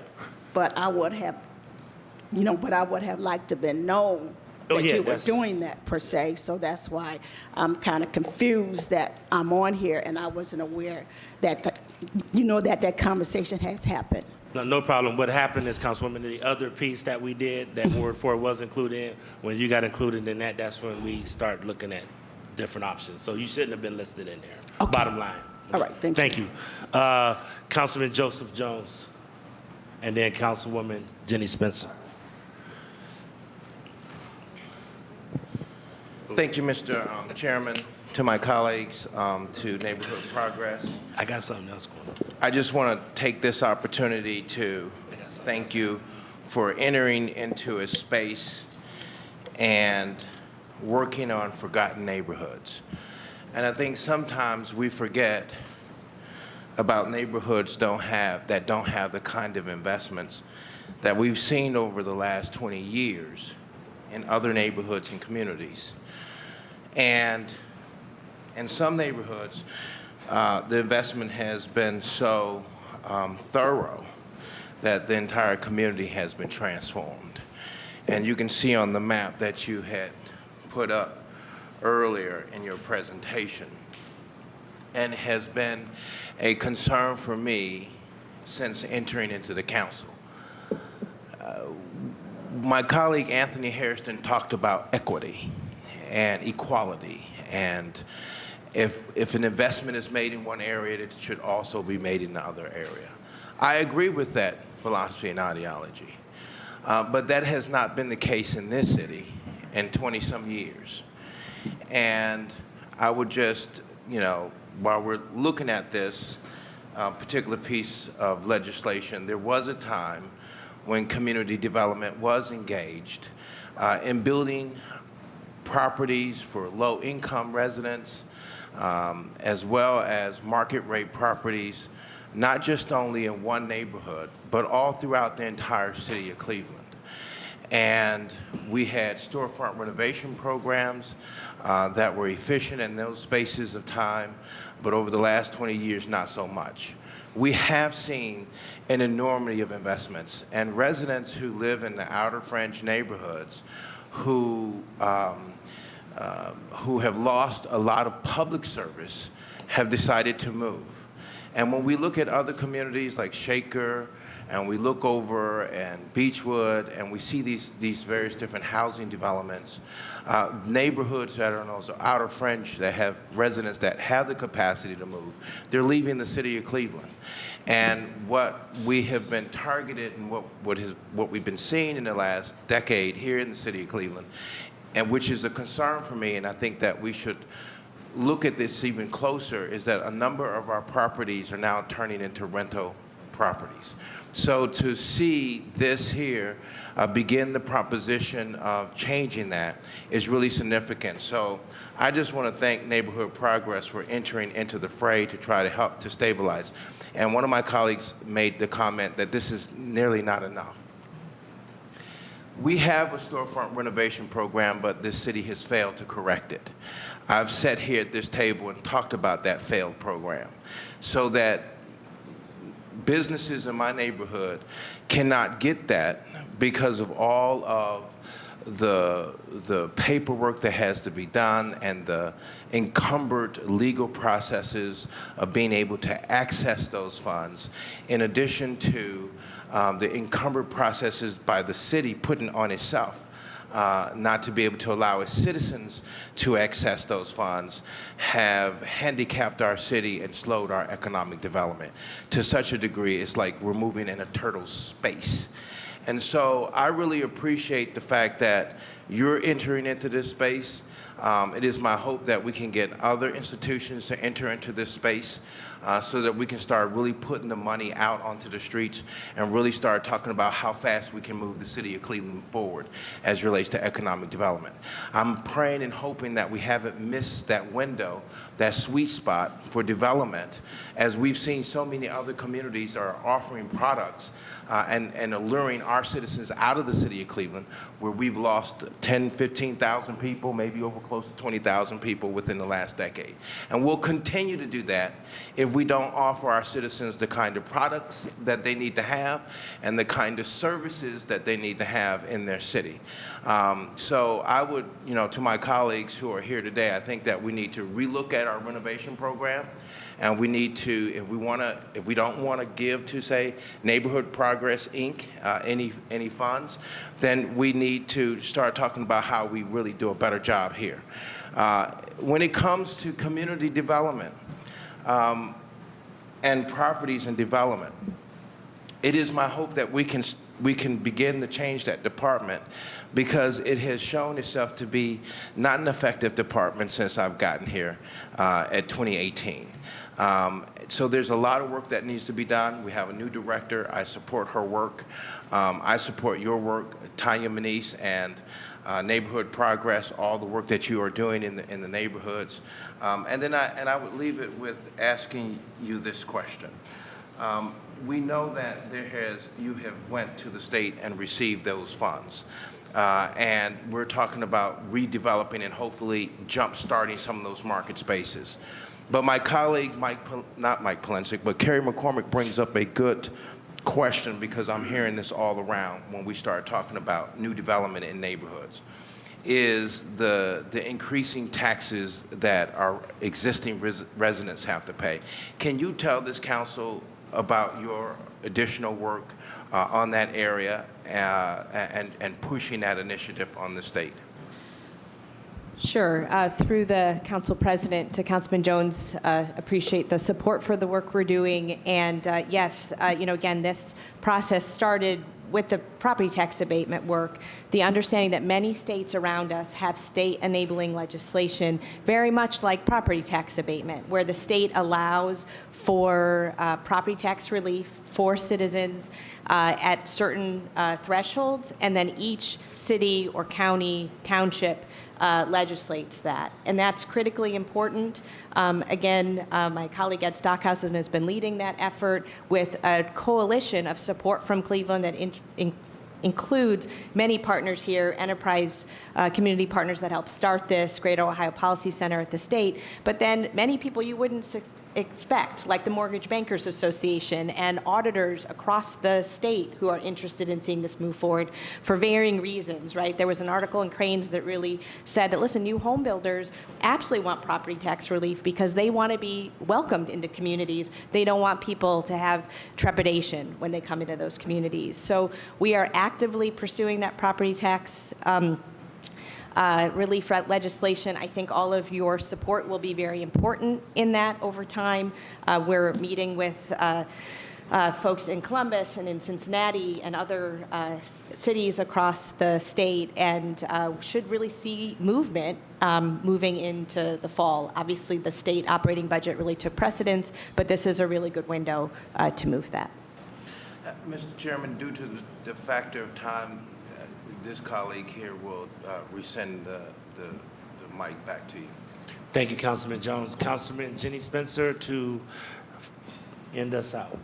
Thanks, Council President. A quick comment on this really important discussion about property tax relief, not to digress off of the legislation we're hearing, but I know that I'm extremely interested in working on that along with other colleagues. One challenge is that we do not anticipate that the state would make local communities whole in terms of lost revenue. So but we still need to get that authorizing legislation to have a shot at crafting a policy that works for Cleveland. So putting a pin in that, and thanks to CNP and Ed for leading that work. Putting a pin in that, I simply wanted to say I support this piece because it is important to my colleagues across the wards that have middle neighborhoods and who have worked hard behind the scenes to bring this to the table today, so I'm in full support. I simply wanted to add that, this is so critically important. This budget was passed around at the table today. It's really important to understand, I think, to just have eyes wide open in terms of what interventions cost, right? So everyone knows that housing is my number one thing to advocate for. And so in this example, $9.4 million is going to buy us 60 houses, right? So it's about $156,000 per house. So I think we just need to be eyes wide open in terms of what it costs to do this work, what is the expense of housing interventions, and So this is not an inexpensive investment, but for all the aforementioned reasons, I do support it. Thank you. All right, thank you. A couple of people that did not mention or make any comments that I do want to commend. I know Ed Stockhausen, he stepped out, but Ed was very instrumental in going to the state and getting state dollars for that. That was not an easy task. So once again, these dollars they did leverage other dollars. And we hope that they would also leverage some private sector dollars as well, which is what we have members of Key Bank and others in the audience today. Number two, I do want to make sure that I acknowledge Charlie Slife and Rebecca Maurer. They really kind of took the bull by the horns on this. And as I told them, this is a very ambitious piece, but they really stuck with it and really worked hard on this. And once again, everybody, please recognize that this is only one piece of the puzzle. There are several other pieces that everybody would, should, could, and will benefit from this comprehensive package of dollars. This is just one piece of the puzzle. And this was meant to address those edge and middle neighborhoods that oftentimes don't have the investment that come in. So hopefully we will capitalize on this. And once again, I have been meeting with some of the banks. We do have Key Bank here today, and I believe a couple of other banks. So we are really working to trying to leverage these dollars. So I want to acknowledge all of those partners who really did this, as well as CMP. Thank you so much. Hearing no other questions, ordinance number 750-2023 stands approved. Please sign on. Thank you so much. Mr. President, point of order. Yes, point of order. Just as a reminder, sign all the committees that you're on for this committee. Thank you. And I do want to caution everybody, once again, I'm going through the guest first. So the guest first that I have are for 793, 512, and 712. 712 I know is the rehabilitation money, and then 512 is designating body recording, and then we also want to hear for the Alfred Lerner Way with capital improvements. We have guests for those, so I'm going to ask if the guests for ordinance number for the 512 come first. It is, this is city planning. But once again, these are because we have guests, okay? And this is actually sponsored by Councilmember Gray. But I would like to be added as a sponsor, and at some point in time, I think this is one of those great things that everybody could and should be added as a sponsor. Okay? And I'll read this into the record, and then once I read it into the record, come on, join us at the table. Mama Nita is here. Bodie? I don't want to sit in somebody's seat. All right. We're going to go ahead and I'll read this into the record. And this is ordinance number 512-2023 by Council Members Gray. Remember, I would like to be added to this. An emergency ordinance designating the Bodie Recording Company as a Cleveland landmark. Wow, well overdue. Well overdue.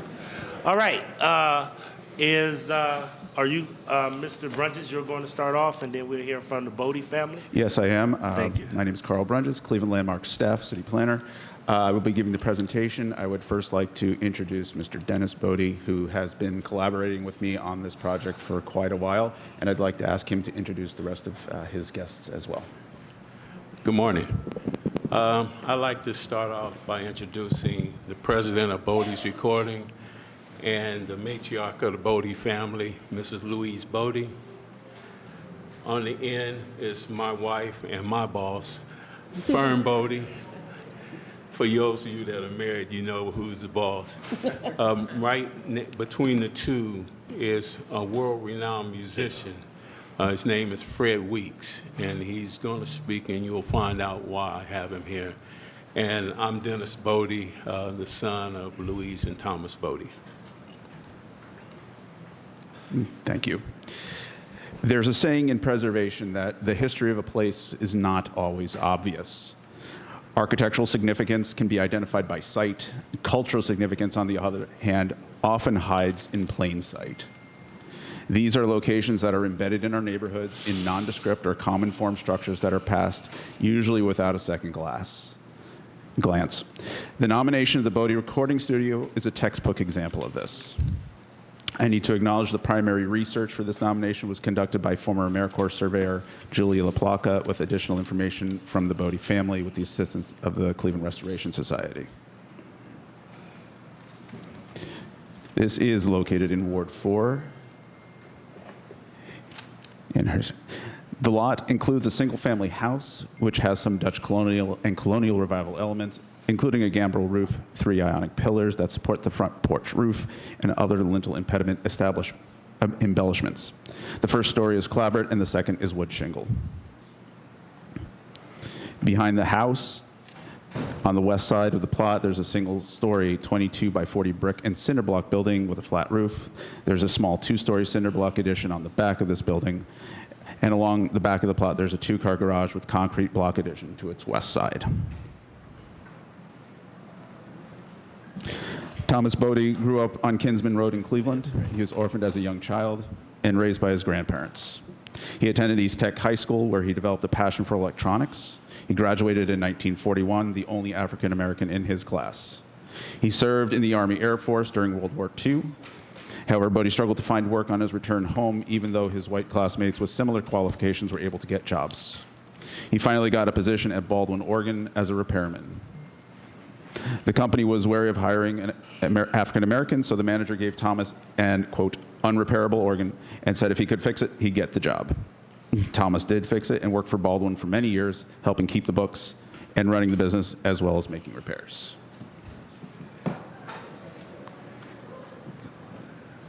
A couple other shots of the property. As he repaired organs by day, Thomas amassed cast-off recording equipment in the basement of his home at 9410 Pierpont Avenue. Thomas's main supply came from Hank Schneider of Schneider Recording in Cleveland. Thomas met Schneider when he was recording at the studio as a custodian, but the two developed a bond. Tom tinkered on the Schneider recording equipment and bought older pieces from Schneider at a reduced price.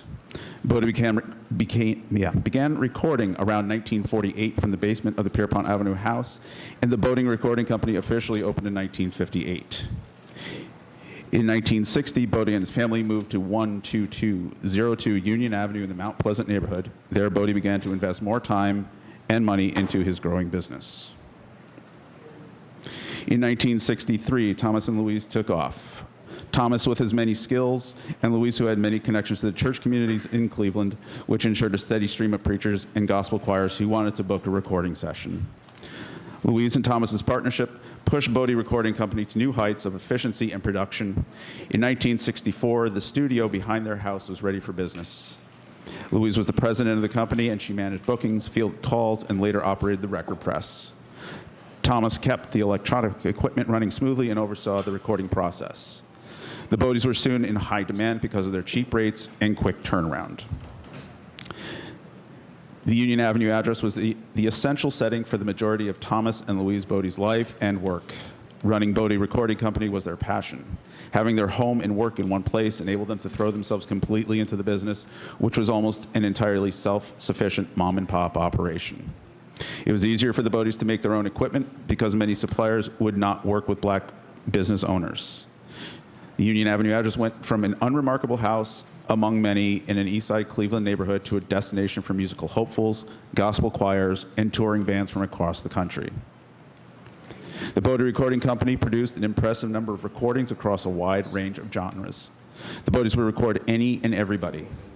They had various labels for different genres: Soul Kitchen and Cookin', 1970 psychedelic soul, Luau for R&B, and Bounty for gospel.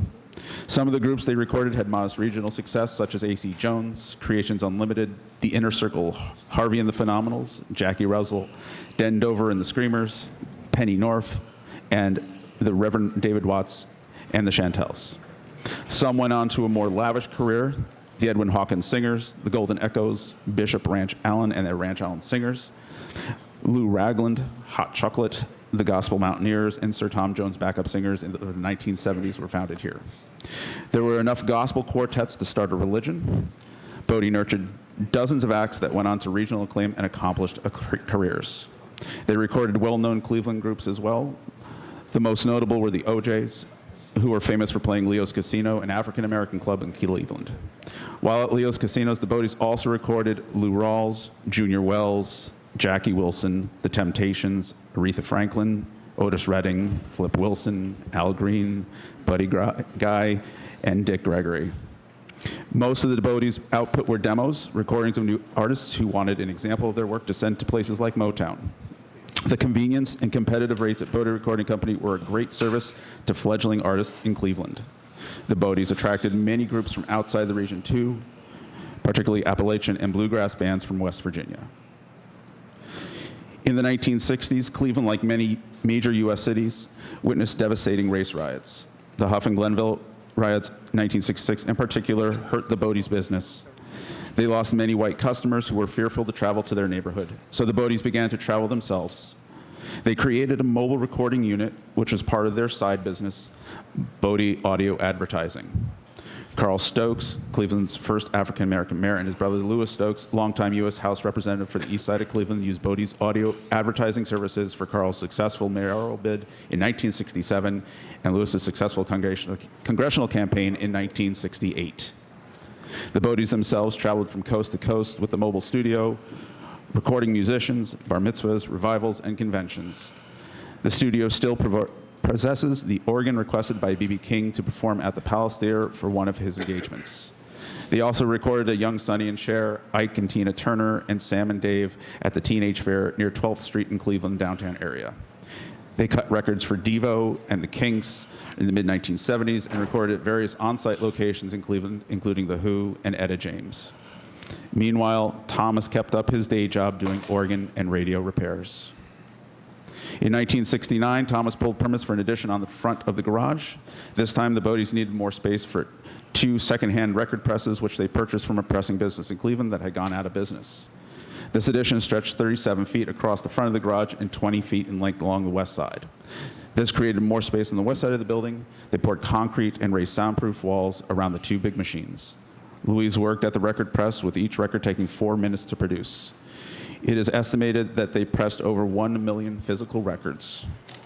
Here, too, the Bodies were self-reliant. During the oil embargo of the 1970s, the Bodies were no longer able to obtain the vinyl pellets they used to make records because their supplier stopped servicing black customers. This is one of the only supplies they acquired from an outside source. So Thomas and Louise ground up old records to produce new ones. With their record press, Bodie Recording Company became one of the only studios in North America to record and produce music that could be immediately distributed. This made the Bodies not the only studio in Cleveland, one of the only in the North America to record and produce them. Not even Motown offered both services. At the height of their production in the 1960s and 70s, Louise recalled that on some weekends, Union Avenue would be packed with the cars of customers who had traveled to make a recording with the Bodies. Longtime Cleveland minister Reverend Charles Lucas recalled in a 2011 article, "You deliver a sermon, and as you are leaving, they handed you the cassette. That might not sound like much now, but back then it was big." The Bodie Recording Company was the first African-American owned and operated recording studio in Cleveland. It is also the longest-running recording studio in Cleveland. The Bodies overcame many obstacles in order to succeed in this business. They produced an astonishing amount of records on a shoestring budget without the resources that have been more readily available to white businesses. The Bodie Recording Studios closed after Thomas's death in 2006. The Bodies produced 10,000 hours of performances, 300 albums and 45s, and pressed over 1 million records, all from the homemade studio they created from their garage in a repurposed dairy building in their backyard. The work they did at 12202 Union Avenue represents a significant contribution to Cleveland's African-American wider cultural history, and also coincides with larger narratives of African Americans in the 50s, 60s, and 70s. Louise was the recipient of the 2018 Cleveland Arts Robert P. Bergman Prize, which is awarded to an individual whose life and work are illuminated by an energetic and inspiring dedication to a democratic vision of art. The property was deemed to be eligible for the National Register of Historic Places in 2020. The family is also pursuing that designation at this time. Louise is quoted as saying, "The Boddies live by the motto, 'Let the work that I do speak for me.'" The city of Cleveland can honor that work with the designation of the Bodie Recording Studio as a Cleveland landmark. Thank you. Thank you. Before I go to Mr. Dennis Bodie and Mrs. Louise Bodie, I also want to add that not only was she a renowned musician and businesswoman, she also ran the 4th District Community Relations Committee for several years. So truly a public servant and a citizen, and she's retiring. She's going to be joining her son and daughter-in-law, and we're going to miss her because I've gotten to know her very well over the last 20 years or so, and just a beautiful lady inside and out. So it's a pleasure and honor, and this is one of those things that's really past due. So I'll ask if the matriarch, Ms. Bodie herself, would like to address the body, and then if we want to add anything else, I'm pretty sure it's going to be a slam dunk. The only thing is everybody just wants to be added to this, and I want to make sure we hear from the sponsoring councilwoman. Ms. Bodie? Appreciate everything, and it's a pleasure to be here and an honor. And I'm so honored to see all of you people here, and many I've known over the years, which makes me feel a little bit young. But thanks for coming, and thanks for sharing, and God bless us all. Thank you so much. Thank you so much. And I will ask if the council lady, and then we'll come back to the family. Council lady? Thank you, Chair. I appreciate this. I am honored and elated and blessed to be the council person at this time to support the Bodie Record Studio to become a historical landmark. I just want to say that all these years that I've been living here in Cleveland, Ohio, I wasn't even aware of what the Bodie Record Studio stood for. Even when I ran for council, I met Miss Bodie several times. I went to her house at least 4 or 5 times, just knocking on her door, to get her support.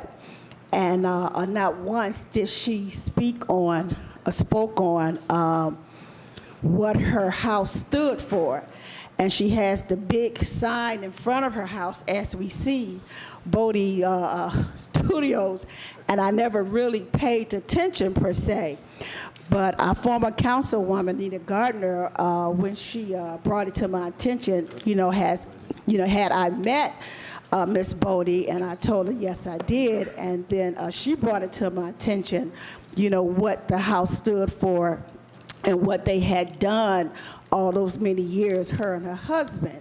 And then I was just astonished with that information, and I knocked on her door 4 or 5 times and actually stood and talked to her for a long time, because she basically just wanted to know who I was and why was I running and what was my plan for the community, because she had been there that long, and she just wanted to know, what more was I able to bring to the community and why.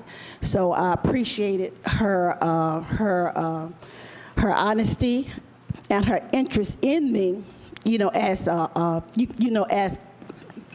as we spoke.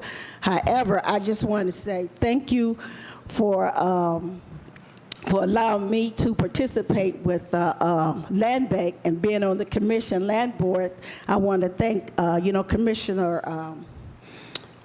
Commissioner Carr as well, and also our President Council of putting me on the Land Bank Commission, and I wasn't aware, this was coming up. And I just want to say one more thing, that I have family members that live in Orange County, California, and they called me a couple of weeks ago and said that they seen the aired interview on the stations here in Cleveland about the Bodie, studio per se. And they said they were really impressed with the interview that Channel 5 and Channel 8 had interviewed the Bodie family and myself. So I want to say that this is how far and wide people are now recognizing what we have in Ward 4 and on 122nd and Union. No one had really known the gem and the treasure of the historical history of our black music was right in our laps, right in our face, and we was not aware of it. But moving forward, now we are. This particular house of music going to bring so much gratitude and so much information to be shared to our youth who need direction, who need a history of their music that will also help them to grow to understand what we have to bring to our youth and also to the community of Ward 4 and how many people, that it will reach afar for them to come to Cleveland just to understand where the music began before Motown. So I'm just going to put that out there. So I hope everyone at this table agree to pass this proposal, with honor and gratitude. So I just want to say thank you, the Bodie family, for being here. Thank you, Councilwoman, and thank you so much for leading the charge. And thank you to our former colleague and Councilwoman. We call her Mama Nita in the neighborhood, Nita Gardner, for really leading the charge and helping on this as well. But I want to turn it over to Dennis Bodie if you had anything else that Mr. Bodie would like to add or Mr. Wheat would like to add. I do want to caution my colleagues. I have about 4 of us. We've gone through 2 pieces of legislation. We have approximately 35 more to go. So I just want to make sure everybody knows. Please keep your comments brief, and we'll move on. Thank you so much, Mr. Bodie. Thank you, Mr. Chairman. I want to let everybody know, my dad was an electronical genius. He made way where other people couldn't, working on minimum funds, getting off of scraps, working with all outside, and he built relationships with people, not animosity. He worked way ahead of his time. He was an equal opportunist when he did recordings for people. He recorded any and everybody, and it wasn't for the money.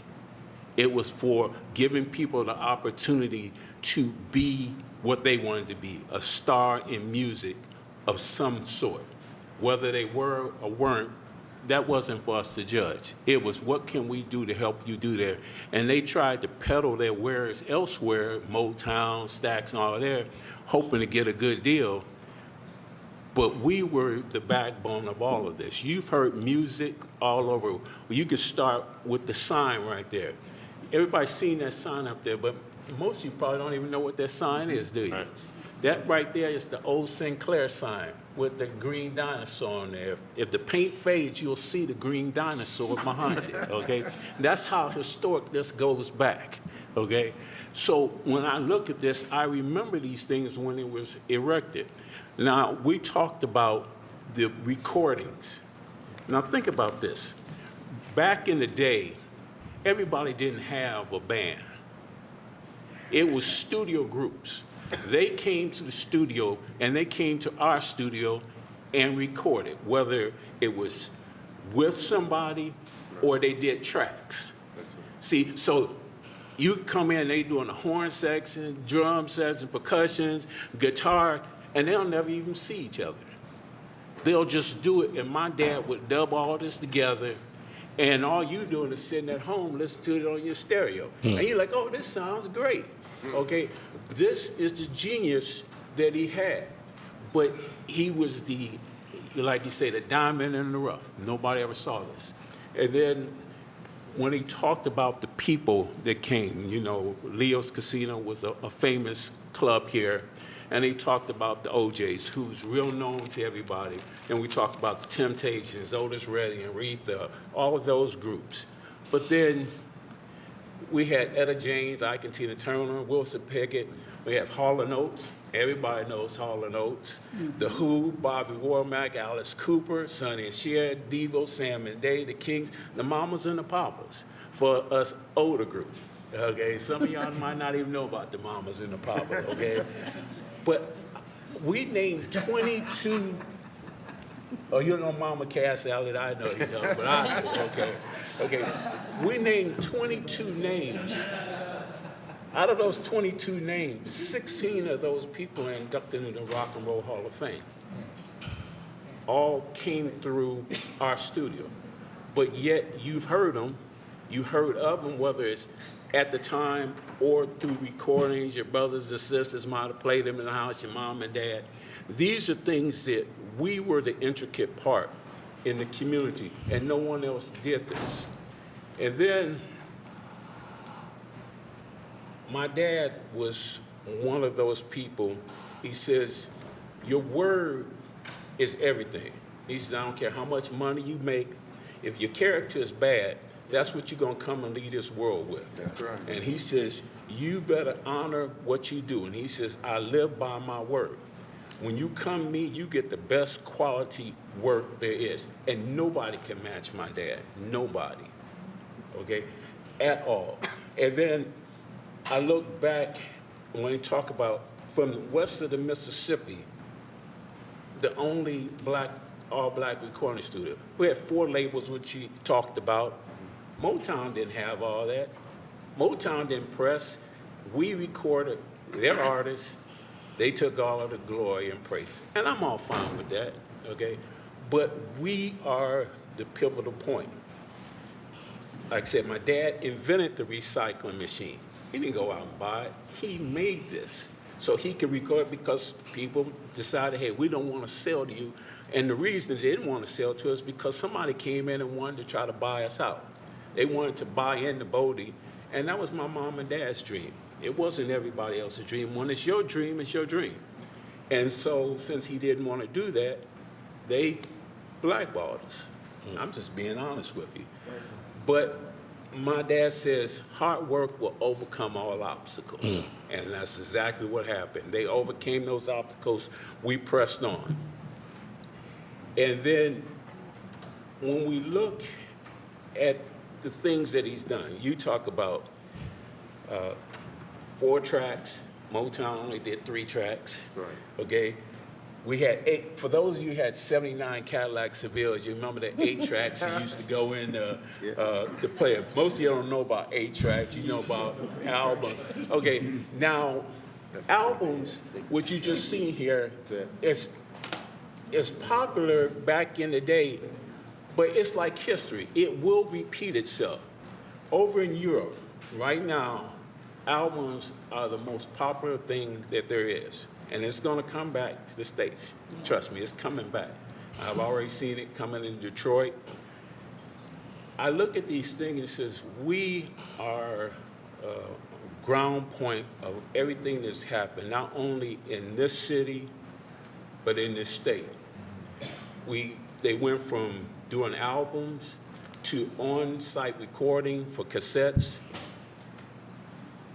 where you could get it right then and there. Most stuff you order it, you gotta have it shipped to you. But where you can go get something, even if you go get a suit made, you gotta come back a few days, get it refitted, resized, and go. But you can do it and get it right then and there, cash and carry. That's how people like to do business, when you can get top quality work, okay? He invented what's called an invisible flat microphone. It was clear plexiglass. You could look right through this. It would catch sound anywhere behind this thing, and nobody ever had one. And they were still trying to get it, but it wasn't going to happen. These things are kind of things that he did. You know what we would like to do, Mr. Bodie, because I think it would be great if TV20 can actually do a profile on everything that you're talking about, because I don't want to give it short shrift just in this kind of a committee hearing, but I think we should talk to the managers of TV20 to really just do a complete profile. So we can work with you, Mr. Brunges, on doing that so that we can make sure we get that, capture the story appropriately. And I'll kind of wrap this up real quick for you. I look back, we were 9 years before Motown, okay? They put the Rock and Roll Hall of Fame in Cleveland, Ohio, and there's a reason why the Rock and Roll Hall of Fame is here. Because anything from the 50s, 60s, and 70s, if you were ever going to become famous, you had to come through Cleveland.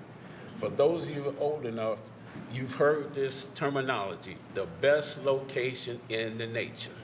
Okay, none other. I don't care. I live in Florida now, but Cleveland is still my home, and that's why I'm here, okay, to represent the nostalgia of what has happened in this melting pot.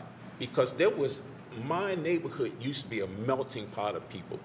The people that my dad recorded, not only musicians, but even in the Jewish community, they had Rabbi Silva, who was training the Jewish community on the Jewish religion, and it was hard for him to go by. So he recorded the training session at my dad's recording studio, in which he took this album around and trained them.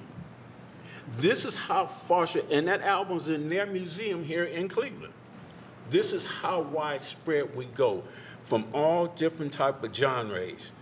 And my dad always told us, and my sister used to be a DJ when they used to have WJMO when Ken Hawkins was here.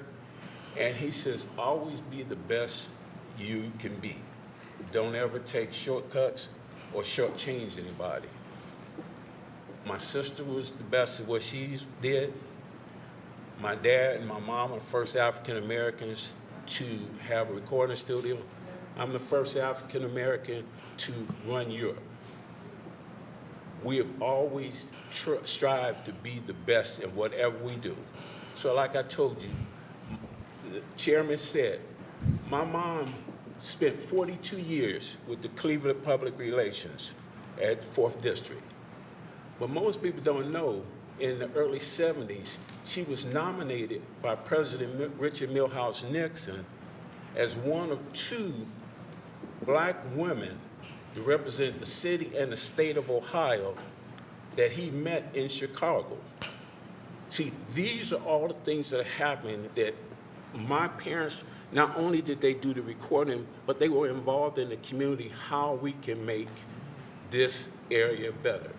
So we just can't stop and let Detroit take all the credit for everything they did in Motown. Absolutely. That we have to say, Bodie Recording came long before them. Bodie Recording is the most integral part of Cleveland and the state of Ohio, and we can't let it go unnoticed.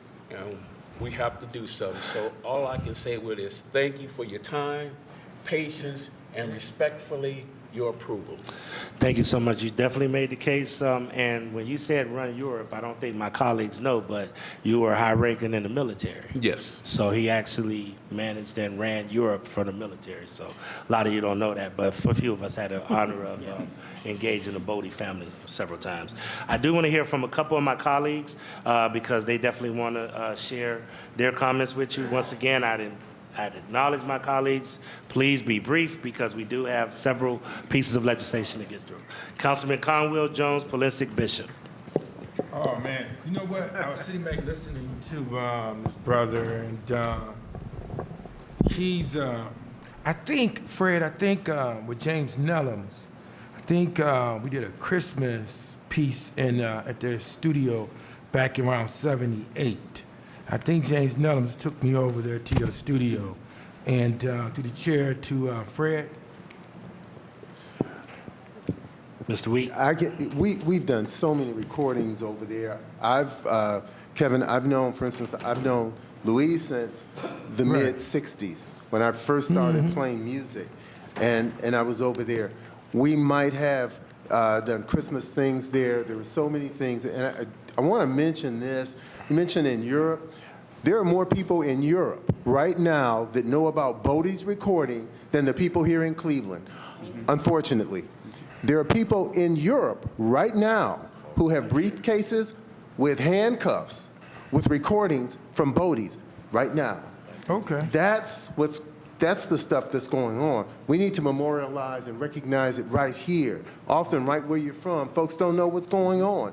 People back here around us, I mean, unless we tell people, we have to educate people. If we don't tell people, people won't know. It's the last freestanding building that's owned by a black person that was a huge recording studio. It's the only one left. Everything else is gone, from Cleveland Recording, all that stuff is gone.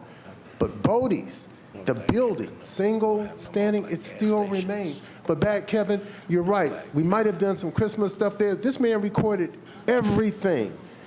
I mean, it was like embrace diversity and inclusion and recognize. It was Bodie's. Yeah. Way before its time.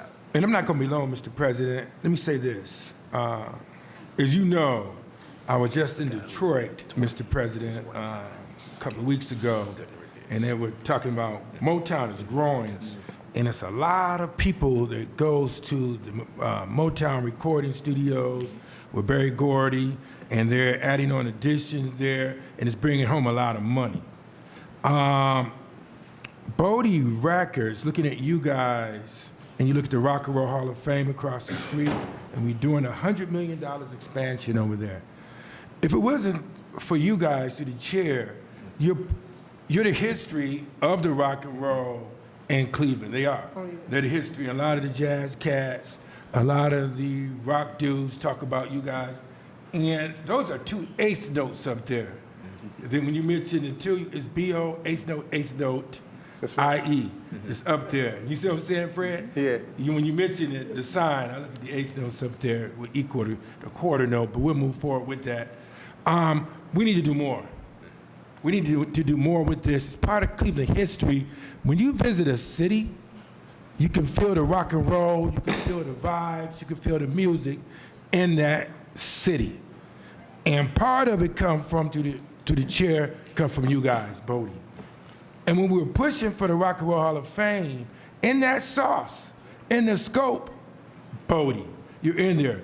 But when you look at the Rock and Roll Hall of Fame, it's not telling the story, and you must and you have to tell the story. So we must go beyond this legislation so our children would know the background history that you just narrated. I forgot your name, Bodie. Dennis. Dennis. Yeah. You just narrated. I sit back listening. Mm-hmm. I'm like, he telling it, man. He telling the whole story. But this got to be in there. We can't let the house go under. You can't neglect it, and eventually it will be demolished. You can't do that. It's part of the fabric of the Rock and Roll Hall of Fame. It's the untold story. So you gotta put that in there. And I heard you, man. I mean, I'm there. You gotta walk it like you talk it, or you lose that beat. Take care and God bless. Thank you, Councilman. Councilman Joseph Jones, Councilman Mike Palencia, Councilman Kevin Bishop. First, I just want to, I enjoy my colleagues' comments, and I agree with him. You know, I want you to add me, Mr. Chairman, onto the actual legislation. I want to thank the Bodies for being one of Cleveland's first African-American studios and one of the first in America. Appreciate the love of music and its various expressions, to see that you have been a catalyst here for quite some time.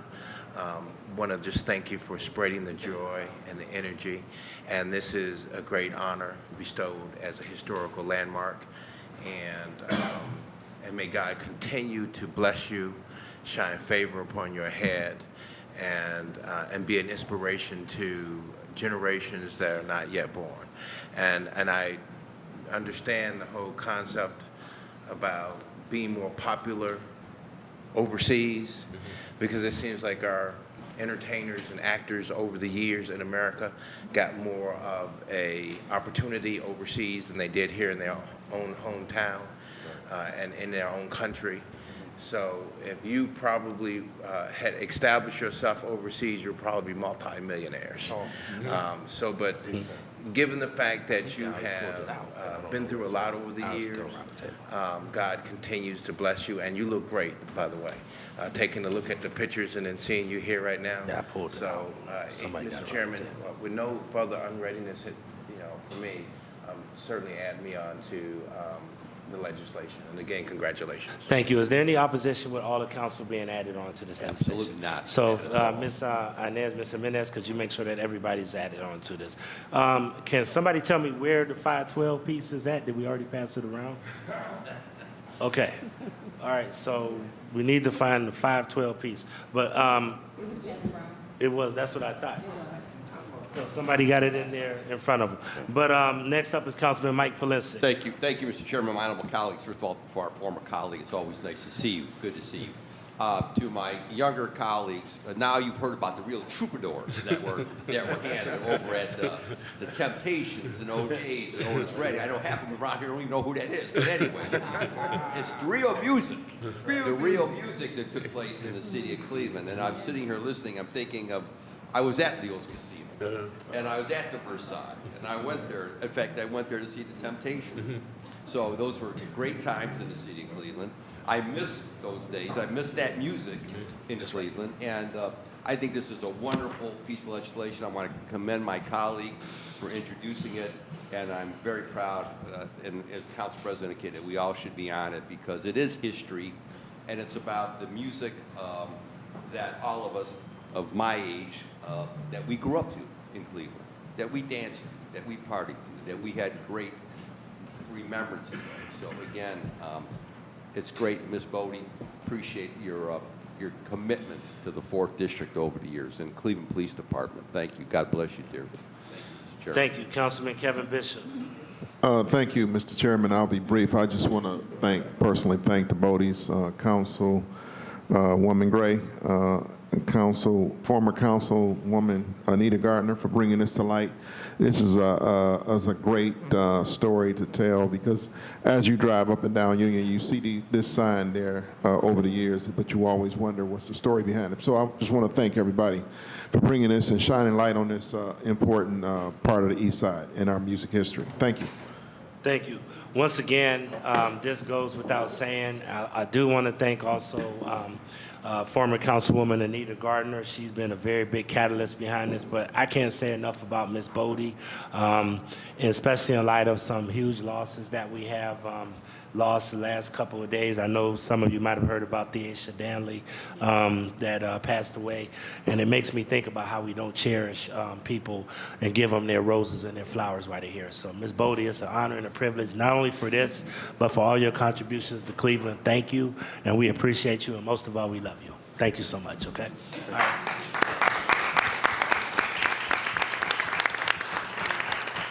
All right, hearing no other questions, ordinance number 512-2023 stands approved. And anybody that would like to join with Mrs. Gray and also Dennis to really try to be a part of something bigger, I think Councilman Conwell is right. Whatever I can do to be a part of that, I will be there too, okay? Thank you. Thank you. Appreciate it. Thank you. And thank you for your service, Mr. Bodie. Thank you. All right. Once again, I'm going to ask my colleagues if we could be very abbreviated. Councilman McCormick is going to keep time for us. I want to reiterate that most of these pieces have already been vetted in committee. So please keep your questions to the minimum because that's why we send most of these pieces through the committee. That's where you really do your deep dive. All right. Next one we're going to hear is ordinance number 793-2023 by Council Members Bishop and Griffin by departmental request, an emergency ordinance determining the method of making the public improvement of constructing capital repairs and capital improvements to the municipally owned facility located at 100 Alfred Lerner Way, authorizing one or more public improvement contracts for the making of the improvement and professional services to design or in the alternative to reimburse or accept the gift of design and other services from the Cleveland Browns Stadium Company, LLC. I believe Mr. DeRosa is going to be leading this conversation, and once again, most of these have already been discussed in committee, but Mr. DeRosa. Hello, Mr. Chairman. So this is our yearly legislation regarding improvements to the Browns Stadium. Before we start, though, if we could, we have some guests from the Browns. I'm going to ask them to introduce themselves and their position with the Browns. Sure. Greg Rush, CFO of the Browns. Mr. Dangerfield. And Phil Dangerfield, SVP of Operations.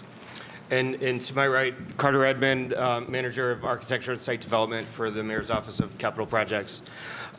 So this ordinance will authorize performance of emergency repairs and capital material capital repairs, and that's pursuant to the lease that the city has with the Cleveland Browns that was dated October 23rd of 1998.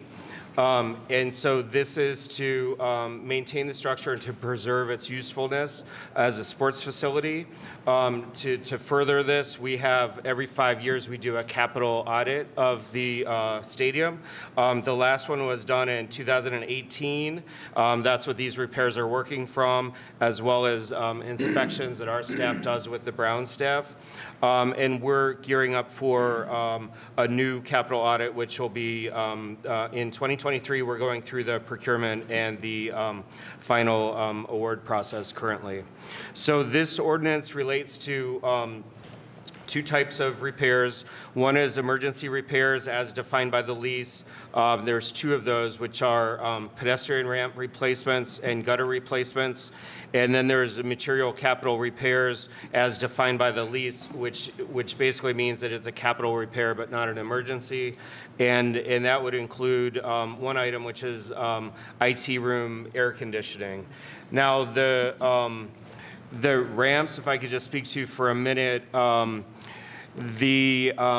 the last several years, we have had ramp replacements on an emergency basis, and it's basically due to excessive corrosion of the composite metal deck. And Carter can get into more details as needed, but obviously the composite deck is a critical structure element for the safety of both the guests and employees of the stadium. And then a word about the emergency repairs related to the failed gutters. Over the years, we've had to make gutter repairs to help avoid water from infiltrating into the suites and the electrical rooms of the stadium.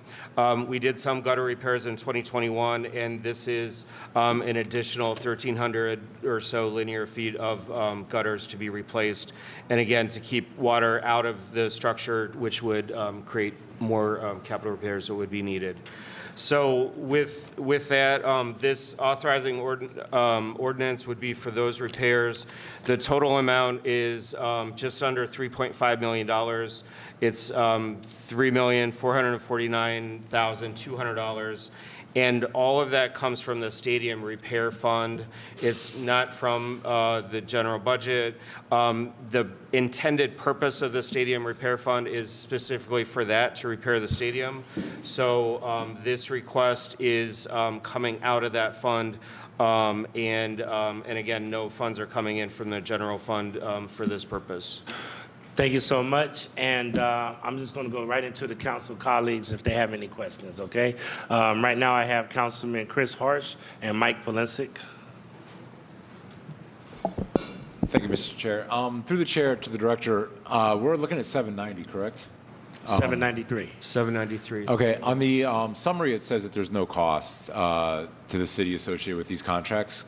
And then through the chair, you just said it was $3.5 million coming out of the stadium repair fund. So could you just explain what is meant by there's no cost to the city associated?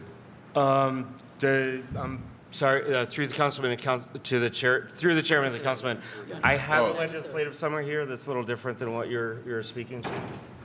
This is 793-2023. Okay, I was looking at the EV charging. Okay. Okay. Are we doing both of those, Mr. Chair, simultaneously, or just 793? We're doing 793 because we have guests. I'm only doing guests right now. Okay. Then I will defer if I can come right back. Okay, thank you. Councilman Mike Polensik. Thank you, Mr. Chairman, my honorable colleagues, to the director, to the representatives of the Browns. The stadium repair fund is funded how? The stadium repair fund, to my knowledge, is through ticket sales and other taxes and surcharges. So it's still not clear. Is there anybody else? Because I know most probably wouldn't fall into your wheelhouse. But who in the administration can tell us exactly where those funds come from? Is this admissions tax? I mean, what is it? My understanding is, it's tickets have a fee on top of that goes into the stadium repair fund. So, Mr. Chairman, if we could I just need some clarification on that as it pertains to that. Secondly, who determined that these are the repairs that are needed? So through the chairman and the councilman, the way that the lease is set up is that we do the capital audit every 5 years. That firm is then, in the 2018 audit, it was Osborne Engineering. So that firm assists with projecting out which repairs are needed in future years and what years those would be in. Then the Browns works with Osborne to come up with a list in each particular year to say, okay, we thought that there might be 20 ramps that need replaced, but really there's only 3 that are in the repair category that needs to be addressed. The Browns then gives the city a letter with a request for funding for a certain specific list of repairs. At that point, our staff goes out with the Brown staff and walks the stadium, reviews the repairs to make sure that they're eligible under the lease, but also that in our, with the architects that go through it, that it is something that needs repaired. So, Mr. Chairman, to Director DeRosa, so Osborne is retained by the city? So the capital audit is paid for out of the capital fund. We engage with them, yes. But I'm trying, who retains them? Is it us or the Browns? So I think it's both. Yeah, so we retain them for the capital audit. They retain them for the year-to-year analysis. Okay. And of the 3.4, obviously, are we required by the terms of the lease, to apply this amount of funds to the repairs? Yes, and it's because of the repairs that are being requested for that money. Okay. Do the Browns contribute anything toward that repair fund? The Browns does not contribute to this list of repairs, but there's a whole laundry list of other things that the Browns funds without any contribution from the city. Okay. And this work will begin when?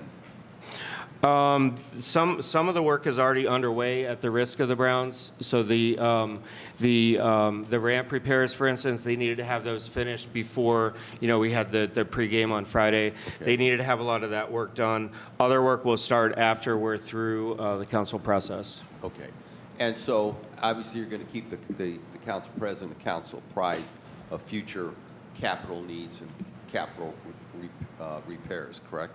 Through the chairman, absolutely, and we are required by the lease to provide a copy of that audit, the new audit, when it comes in to council president. Right. Okay. Thank you, Mr. Chairman. And I do keep track of those audits, just to let everybody know. I have Councilwoman House. I have Councilman Casey.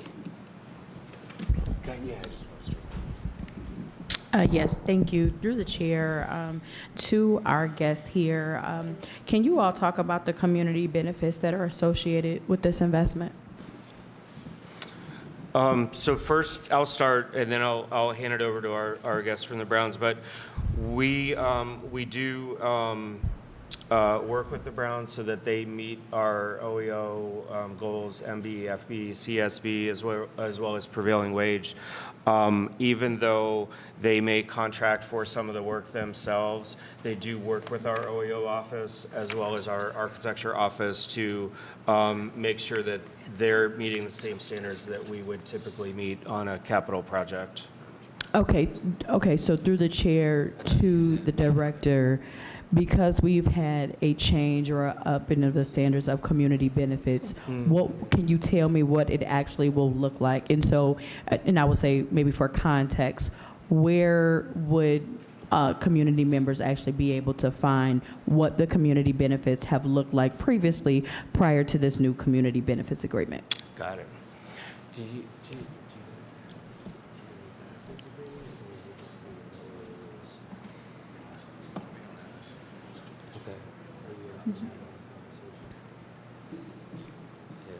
Go ahead.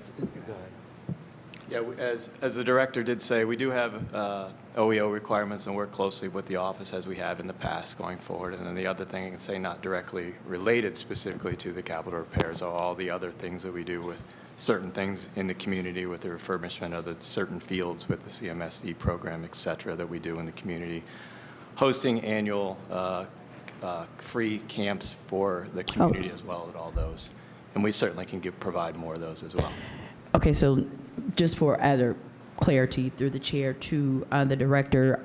So when I'm looking at this contract function, now what I'm specifically trying to get at is looking specifically at your contracting to understand what types of contractors are getting the contracts to actually work on this project explicitly. Who are they? What are they? That's what people want to know. You know what I'm saying? A lot of this angst comes from people don't feel like they get their fair share.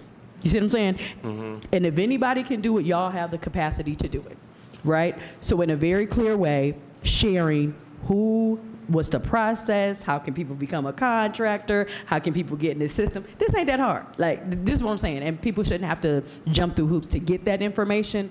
You should share it. You should talk about what the processes are so that people can actually know. And so for me, that is the expectation that I have. So that I can talk at least knowledgeably. I don't know what you have done in the past, so help me with that. And if you can outline what are you prepared to do in the future to ensure we have representation in the significant investments that will be coming from taxpayers in the city of Cleveland. What is that going to look like? So through the chairman of the councilman, we will, our office will work with the Browns, and we'll start with just a list of who's gotten those contracts. And then we'll have those conversations. Throughout the years, the Browns has been a good partner with community outreach and free events and helping with our recreation needs at the city of Cleveland. So we'll outline those community benefits as well, and then we could have a conversation. And I would just, through the chair to the director, and I just to be noteful, expectation, charity is cool, but real partnerships and economics that is the standard that we really should be setting here in the city of Cleveland, right? People would need charity if they have the economics to do what is necessary. Economics is creating partnerships when we could talk about contracting money in people's pockets. You know what I'm saying? If people have the money, they can actually afford to take their child to a training camp or put their child in a training camp. They can afford to actually buy tickets to go to the Browns training. That's what we need to be talking about. That's what we need to be focused on.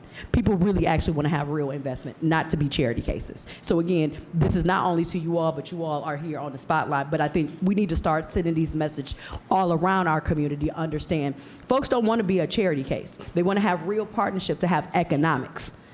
And those who have the means and the connections need to actually step up to the plate, whether it is legislated or not, because this is 2023 and beyond. Folks, they really, folks is not playing. You know what I'm saying? So it's like people need to really come up with real plans of partnerships for people who are struggling. You know what I'm saying? And I'm coming from a place where the household income in my community is $21,000. We're trying to break these cycles of generational poverty. Come with some real plans, for real. And if not, I'm telling you, you already know where I'm coming from. So just making it known, okay? Thank you. Thank you. If we could, just to follow up, Ms. Saban, to Councilwoman House, to make sure that we get what is the community benefits agreement in writing, and then we also want to make sure that we understand what has been done so far in the past with contracting and everything else. I will share with the council that part of the reason we passed the CBO, the Community Benefits Ordinance, is because now from here on, that stuff has to be public, as you just said, Councilwoman, that they actually have to put it in a public-facing format so that we could actually be able to see that, and not only us, but the public as well. So that's a great point. Thank you. I do have a quick question before I go to Councilman Bishop, and I think Harsh has something. You stated that this was $3.5 million worth of work, but your certificate of funds says 2.55. Why is there a discrepancy? And it doesn't have it in the legislation. Why is that a discrepancy? The 2.55, it sounds like it's just an error because the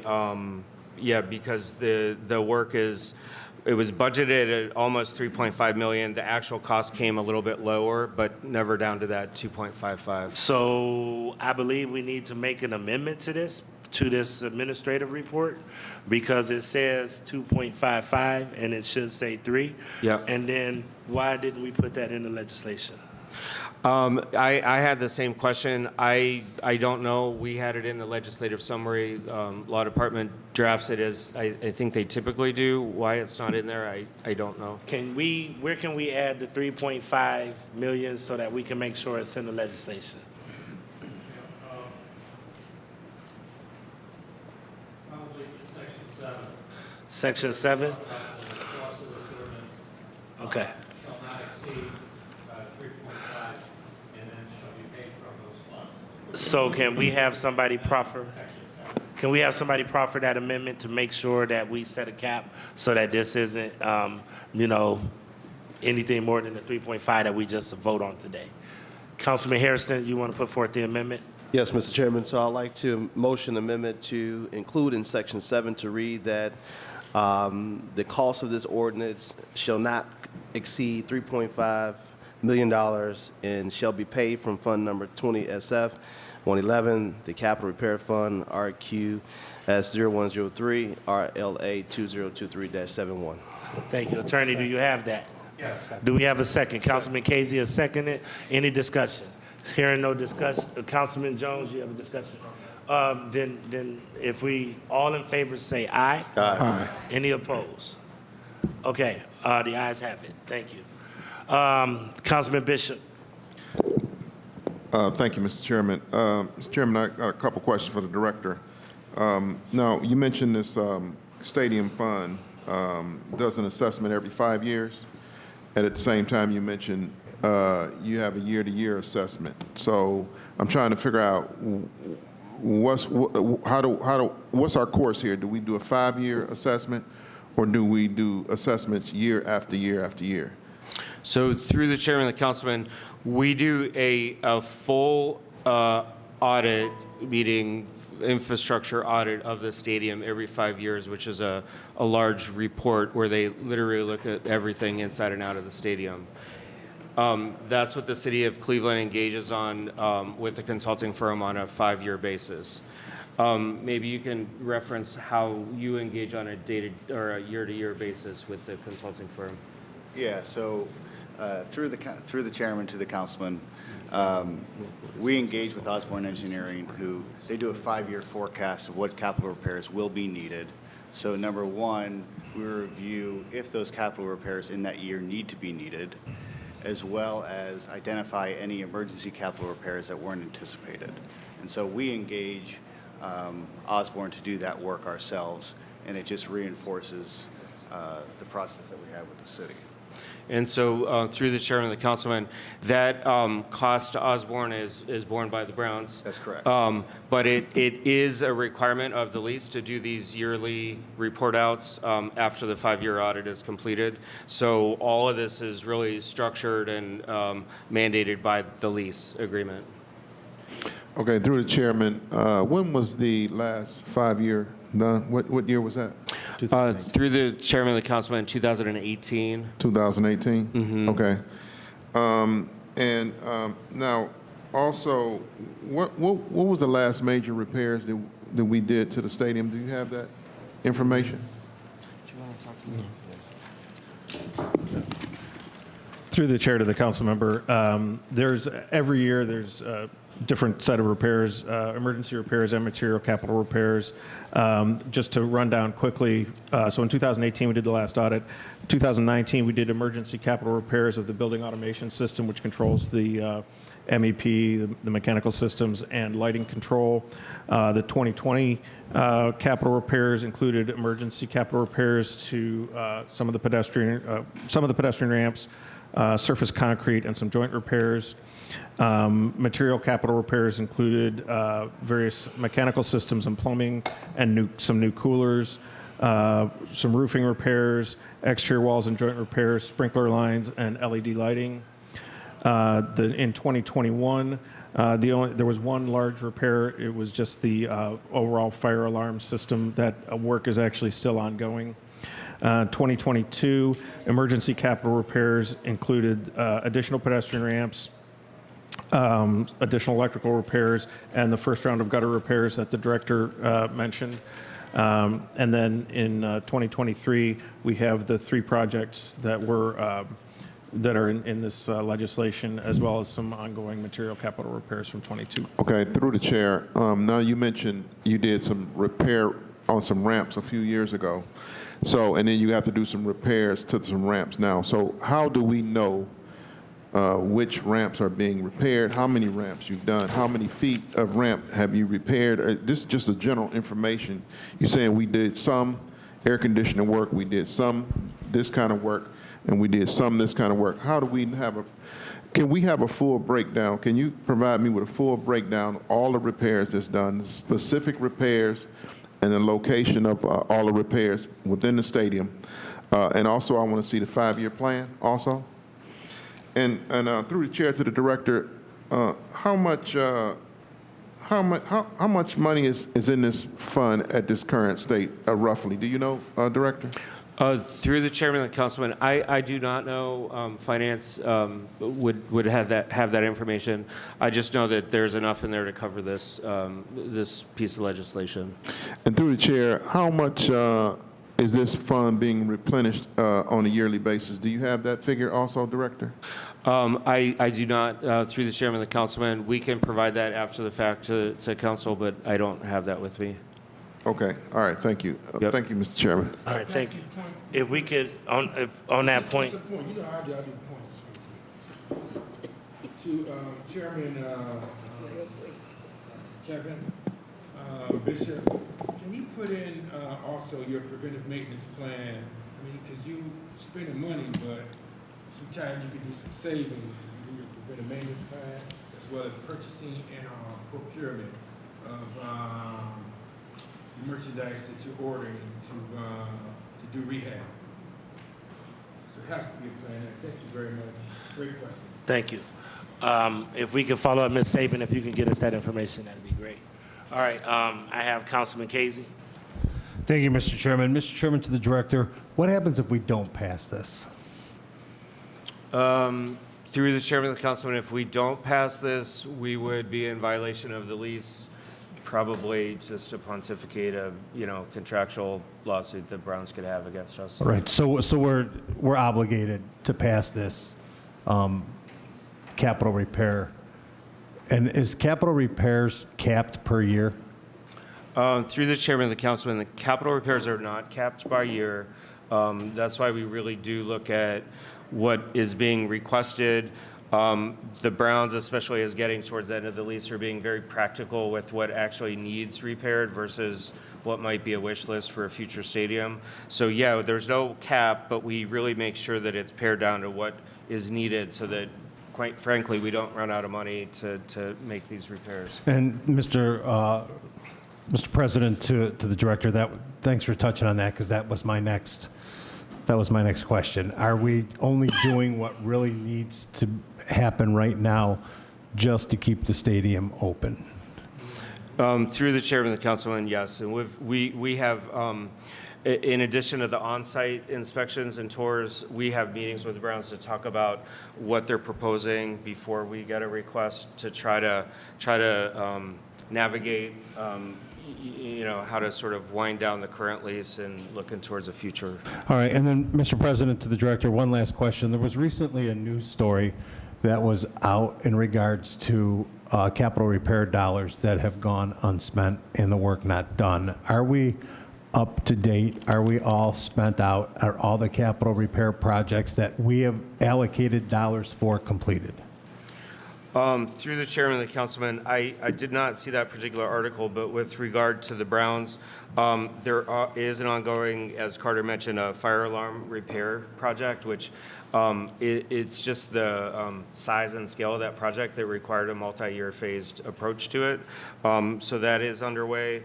And then, Carter, did you want to make any other? Through the chair to the council member, there are no identified projects that have not been at least initiated. Some of these are longer-term projects, like the director mentioned, that take a long time to execute. There are some that have been initiated and approved, but the construction's not underway yet. We're working with the Browns on doing that, so we're not leaving any gaps uncovered, but it does sometimes take some time to get through approval, inspection, design, and then into contracting and completing those contracts. And Mr. Chairman, to our director, according to the report that I saw, some of these are 4 or 5 years old, right? So if we could request, Mr. Chairman, to the director, and again, I'm just going by something that I saw. I'm not saying that it's the gospel, right? If we could get a report of all the capital repair projects that we allocated dollars for the last 10 years, and what has been completed and what is still outstanding. Through the chairman, Councilman, happy to put that together for you. Thank you. Yep. Thanks, Mr. Chairman. Through the chair to the council member, the oldest project we have that's not completed is from 2021. That's the comprehensive fire alarm repairs, which is a multi-year project. Send them all. Thank you. Okay. I have Councilman Chris Harsh. Thank you, Mr. Chair. I apologize. I was reading the next piece and listening to this one and blending them. If it hasn't been addressed through the chair to the director, what is the current account balance in the repair fund? Through the chairman and the councilman, that's not something that we hold, so I don't have that information, Okay. but we can get that for you and provide it. Yeah, through the chair, could we, policy team, could we get the current account balance for the stadium repair fund so we know what that is? But through the chair to the director, it's in excess of 3.5 million? Yeah, through the chairman, yes, we have the budget to fund this. Okay, that's all. Thanks. All right, thank you. Seeing no other questions. Mr. Chairman, one quick question to them, because Councilman Brian Casey brought up a great point. When you give that to him, to the council member, put it in a schedule. So that way we know, are you behind, whatever the case may be. Just put it in the Excel and let us see where you're supposed to be at. Because I know you're scheduling things and you schedule repairs. Don't just give us repairs. Boom, just leave it there. If the repair was supposed to be executed on April 25th, put it in the schedule for April 25th and why we didn't get the repairs done. Scheduling means a lot to me. Thank you. Okay. Seeing no other questions, ordinance number 793, 2023 stands approved. Thank you so much. We're going to go to, here's the plan, everybody. My goal is to do 712, which is the home rehab piece. And then my goal is to see where we're at after we hear 712. And if there's time, if we're before 12:30, then I will go into economic development. If we start to drift into around 12:30, then we'll take a break and then come back. Okay? All right, 712. Ordinance number 712, 2023 by council members Hairston and Griffin by departmental request, an emergency ordinance authorizing the Director of Community Development to enter into one or more agreements with various private nonprofit organizations to address vacant and abandoned properties and to provide financing for home repairs to small businesses economically impacted by COVID-19 as authorized under ordinance numbers 898-2022 and 899-2022, both passed November 7, 2022. Now, just for everybody's knowledge, just keep in mind, this was the piece that we passed as council when we had the ARPA dollars, and we made sure that once they pick the providers, that they are bringing it back to us. So this is not to rehash the old conversation. This is to accept the vendors and the plan that they're bringing back to us. Director Hernandez. Thank you, Council President.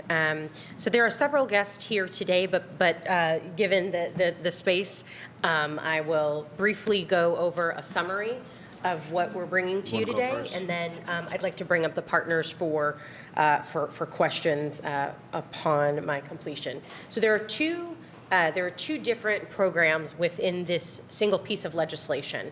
The first that we'll go over is the ARPA home repair. And I have a brief presentation here. I know you all were given the individual presentations for those who were, who are selected through our RFP. But through this piece, we have selected 4 partners in this project for $10 million. So that is Cleveland Restoration Society, that's LISC, CHN Housing Partners, and Greater Cleveland Habitat for Humanity at those rates that you see there.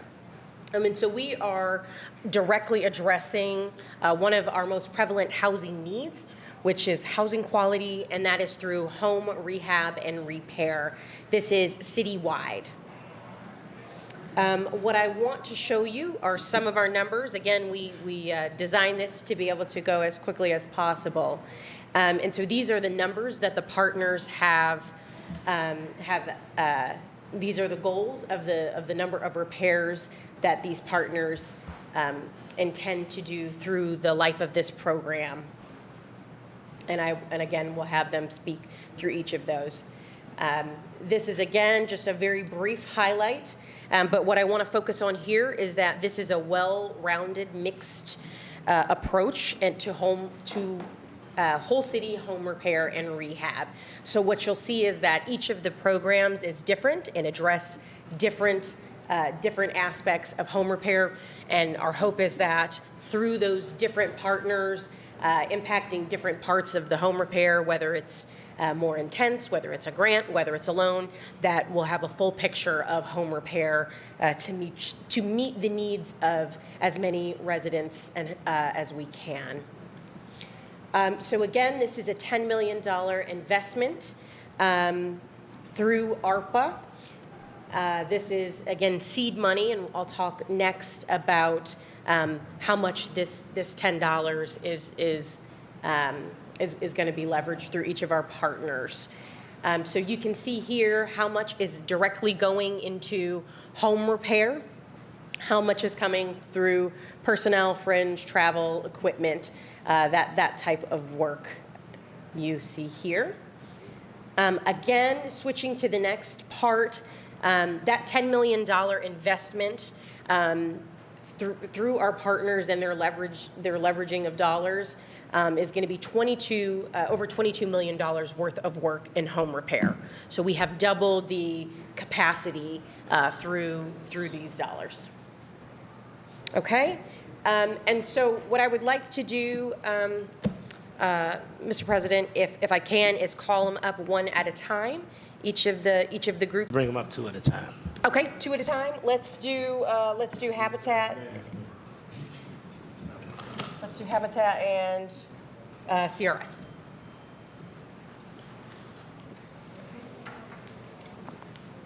And our guests, when they come up, if they could introduce themselves, that would be phenomenal for the. I'm Stan Taylor, Director of Home Critical Repair Program. For Habitat, I'm sorry. Go ahead and say it again. Stan Taylor. And just before we go into the presentation, you said 10 million, but the actual allocation in the legislation says 15 million. We have another 5 million. That's in that next piece. Okay. So this is for home repair. Then the next, so this is home repair and rehab. There is 5 for developers, developer acquisition rehab loan.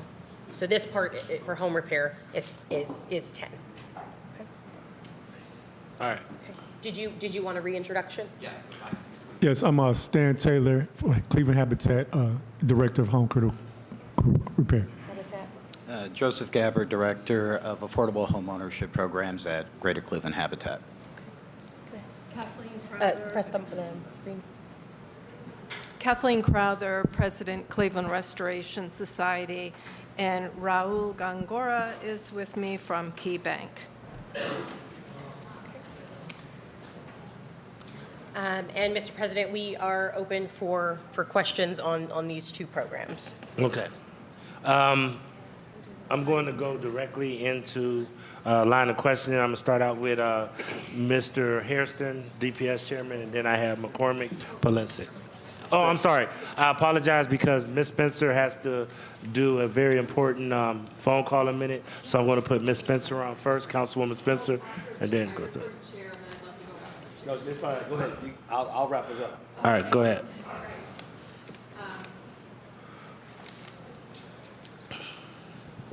Thanks, Council President. You know, I really I regret I have a meeting I have to go to in a few minutes here, and so my comments really are I think through the chair, directed more to the administration, less so to the partners. I am certain that these partners can execute these programs and that those metrics will be achieved. I simply wanted to be on record on a few points. And maybe some follow-up would be welcome. I have been on record in the past, and I will do so again. I think $10 million in home repair for this entire city out of a $511 million ARPA allocation falls woefully short. And I think there are very few pieces of the ARPA work we have passed that residents will really be able to touch and feel and say, this made a difference in my life, okay? So when I've looked at what other cities have done for ARPA, there's been a much bigger emphasis on home repair. So I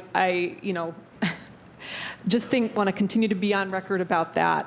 And my concern about this is that when we go back, can we go back to the slide that shows sort of the mix of programs? I don't see any grants here, right? And I don't know if my colleagues would agree with me, or there's maybe one loan/grant. I'm not even sure what a loan/grant means. So I'd like to hear about that. But I don't know if my colleagues would agree with me, but when we're talking to our residents, they need relief, and loans sound scary. I don't care how low an interest rate is. I don't care if it's how generous a loan is. That is intimidating to people, having to enter a financial arrangement, interact sometimes with financial institutions. It is a layer of bureaucracy. It can feel insurmountable. So I know there is a logic to this, but I have to say that we as council, if we approve this today, we're going to need a lot of help interpreting this and explaining it to our residents and saying, this is how it will actually help you. And the other point here's how to access this, okay? And we're going to get a lot of questions about, I have offered loans to my residents before and said, here's how to get help. And they say, I don't need a loan, I need a grant, I need help. And I can't take on debt, okay? So I'm putting a pin in that. The second thing I'm concerned about is, and I know, the administration can share some of your thinking about it, but having 4 separate agencies, my issue is that our residents are already overwhelmed with, if you need help with something, here's 5 different phone numbers you can try, right? If they have a home repair need, I don't want to be saying, you could try LISC, or you could try Habitat, or you could try CRS, or you could try CHN, or you could try AFIP through our Department of Aging, or you could try SHAP through Community Development. I mean, so from a user point of view, how is this not adding a bureaucratic hurdle for residents who simply need help? What's going to prevent them from needing to contact 4 separate agencies, potentially look at 4 different processes? So I'm just, I'm concerned about the focus on the loan aspect. And I'm also concerned about user experience in terms of dealing with 4 separate agencies. And I will just also say, it is my understanding that, and I've not talked with all the partners in detail about this, but at least one of them could have taken on a much bigger, they could have taken on the 10 million and more. They could have taken, in terms of capacity to execute, we may not have needed 4 separate agencies. So those are the concerns, and mainly at the end of the day, we're going to be having to explain this to our residents and explain how they can use this and benefit from it and access these funds. Thank you. Director. Thank you for your questions. I do want to address quickly that it is our job as an administration, even though we are passing on the work, we still need to be better at communicating. And so each of these programs hits on different aspects. And so somebody might not be eligible for one, but they would be eligible for another. Or maybe their needs are in certain neighborhood, needs are different. So this is really meant to be an approach where we're meeting folks where they're at. And it's our view that we can do that through several different partners. I also want to recognize that these ARPA dollars are additional funds. These are additional programs than we are used to taking on. And not just we as an administration or as a city, but we as an industry. And so what I worry about sometimes is that we flood the system without giving enough support. And so we hope that this model helps to spread things out a bit to be able to address the needs. I do want each of the partners to take a moment to talk about the program and your model for the program, but I know that we are tight on time. But Habitat, if you can talk a little bit about what you're offering through this program. Okay, so our program, we're targeting the neighborhoods we're currently building or rehabbing in. And it would consist of roofs, gutters, windows, siding, things of that nature. Yes, and I would also add that due to other money that we're leveraging into the program, a significant amount of the assistance we'll be providing will be an outright grant and no cost. Others over a certain amount, there may be no cost to them until a future transfer of the property down the road. So we think through our program, we'd be able to pretty much serve most of the homeowners within our core target areas where we do have new construction and rehab activity as an enhancement and supplement to our existing activity on these streets. So some additional clarification on that. So no upfront cost to the homeowner. There is a maximum here of $25,000 in home repair work, and the target area is the area that Habitat for Humanity is already in.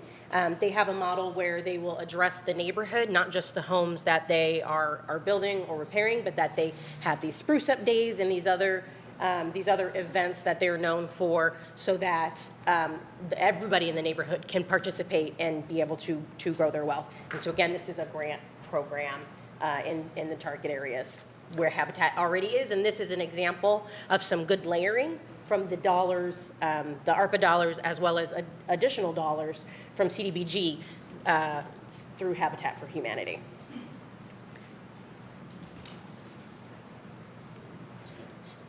Do we want to go ahead to restoration? Go ahead. Sure. As most of you know, the Cleveland Restoration Society operates the Heritage Home Program, and we partner with lenders to offer a low-interest loan product. Really, our best lender is Key Bank. We have loans for 1.4% in the city of Cleveland. But we have not been as successful at booking loans on Cleveland's east side because we have higher rates of poverty and lower property values. So I'm very grateful that we've been able to work with Key Bank to create what we're calling an enhanced loan product under the Heritage Program that offers, significantly flex criteria for a Heritage loan. Borrowers will qualify for a loan with a credit score of 580 rather than 660. Debt to income will be allowable up to 50%, and the loan to appraised value after rehab value, that is increased from 80 to 100%. It's I think quite a dramatic change, and it is targeted to east side minority majority wards of Cleveland. Okay. As a note for this program, we selected them because we know that the program as it currently stands absolutely has gaps, and this is to help to be able to shore up some of those gaps so that those loans that have particularly been on the west side are now, we're giving some love to the east side of Cleveland, and at rates that are more approachable with those partners. So those are these two programs. Happy to take any additional questions on these two.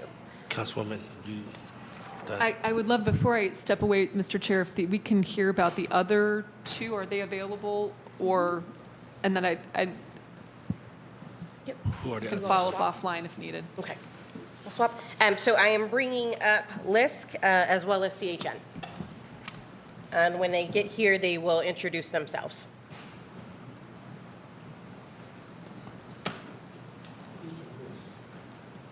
Ms. Candace.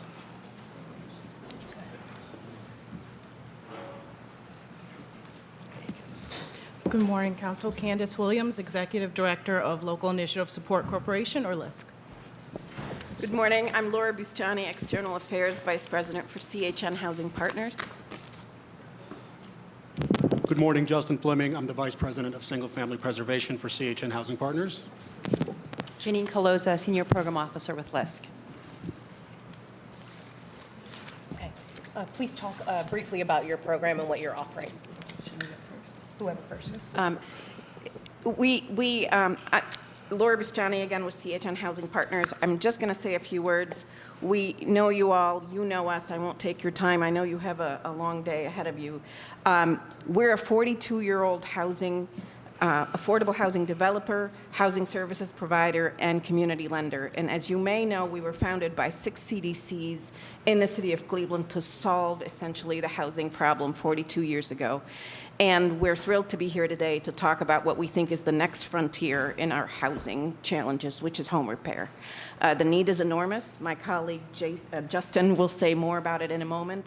And I think as Councilwoman Spencer said, today is, we consider it kind of a down payment on the overall task before us, before our city and neighborhoods in terms of home repair. So with that, I'll just kick it over to Justin, who really knows the nuts and bolts of our program. Thank you, Laura, and thank you to this body for the opportunity to speak this morning. A couple different elements of our program I want to cover quickly, recognizing we're pretty short on time. One is that what we're building out at CHN is an integrated home repair system that will act as a single point of entry for multiple programs to make it easier for Clevelanders to access these critical resources. To the councilperson's point, the home repair ecosystem is complicated right now.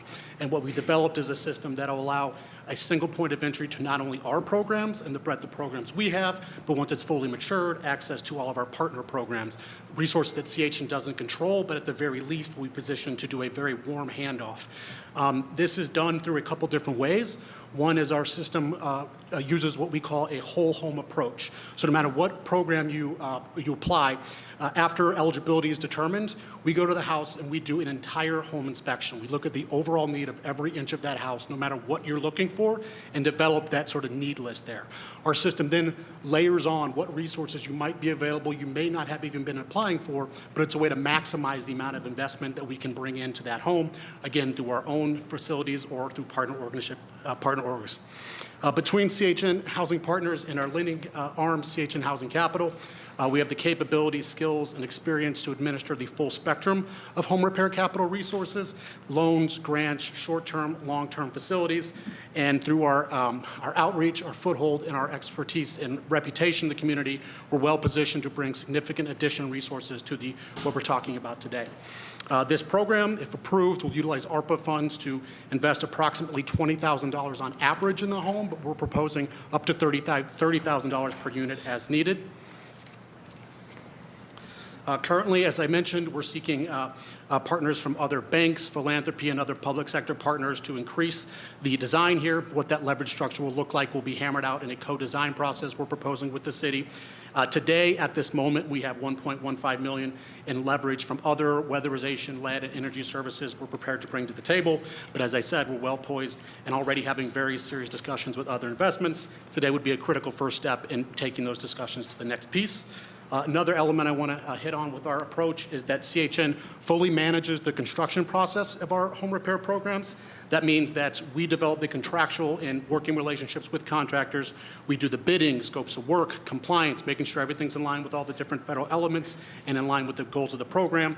And then through our team of construction administrators, pre-construction managers, in-field specialists, and construction managers, fully manage the construction to assure quality assurance and, again, compliance. What we find is that many folks that apply to our programs have never applied or undergone a home repair in their life, and it's very intimidating to manage contractors. This takes that burden off of them and, again, lowers the barrier there. As far as the structure goes, we are proposing a 3-tiered grant and loan position. So for the first tier, and this is all to be sort of hammered out and finalized in co-design, for folks that are 60% of AMI or lower, this would hit them as a forgivable grant. The terms of that grant and the terms of forgiveness are all what would be hammered out, but a typical structure is over 5 years. If you remain in the house or what other elements we have, it's fully forgiven after a 5-year period. We would tweak that. Between the 60% AMI and 200% of federal poverty level, it would be offered as a fully deferred 0% grant. So it would not be repayable until the house is either sold or refied at a future date. And then third, for folks that are 200% poverty level above, it would be a 10-year amortizing well below market home repair loan. So it would be, you'd have a regular debt schedule, probably monthly or quarterly payments, and any of the deferred payments or amortizing loan principal that comes back would then be redeployed as additional repair capital. So that element of our approach is revolving. Please keep in mind that these are preliminary sort of cut-ups, but it's a way to sort of, to the director's point, make sure that we're covering all the gaps on the stage, and we would hammer those out during the process. What I'd also like to say is that, home repair has not only the immediate impact of improving the health, quality, life, and safety of the current occupant, but it's an essential element in making sure that that house remains an asset in the future. So I say that to mean that between our own lending experience and working with our partners, the number one reason that a person that would otherwise be qualified to buy a house doesn't actually close and buy that house is because of the physical condition of the house. There's too many repairs to pass whatever inspection it is, and that home ownership opportunity slips away because we didn't make that investment in home repair 10 to 15 years ago. This program is a step in that right direction. We're really excited about making this resource available, and we'll take any questions or any comments. Okay. Anybody else? Candace? Thank you for the opportunity to speak this morning to council. We're excited about the opportunity to participate in this home repair strategy because we feel that LISC's model is a nice complement to the breadth of home repair programs that our peers are also bringing forward this morning. The model that we're proposing is a hybrid grant loan program. 60% approximately would be a grant sourced through the ARPA funds, and 40% would be a low-interest loan amortized over 10 years based on a borrower's ability to repay.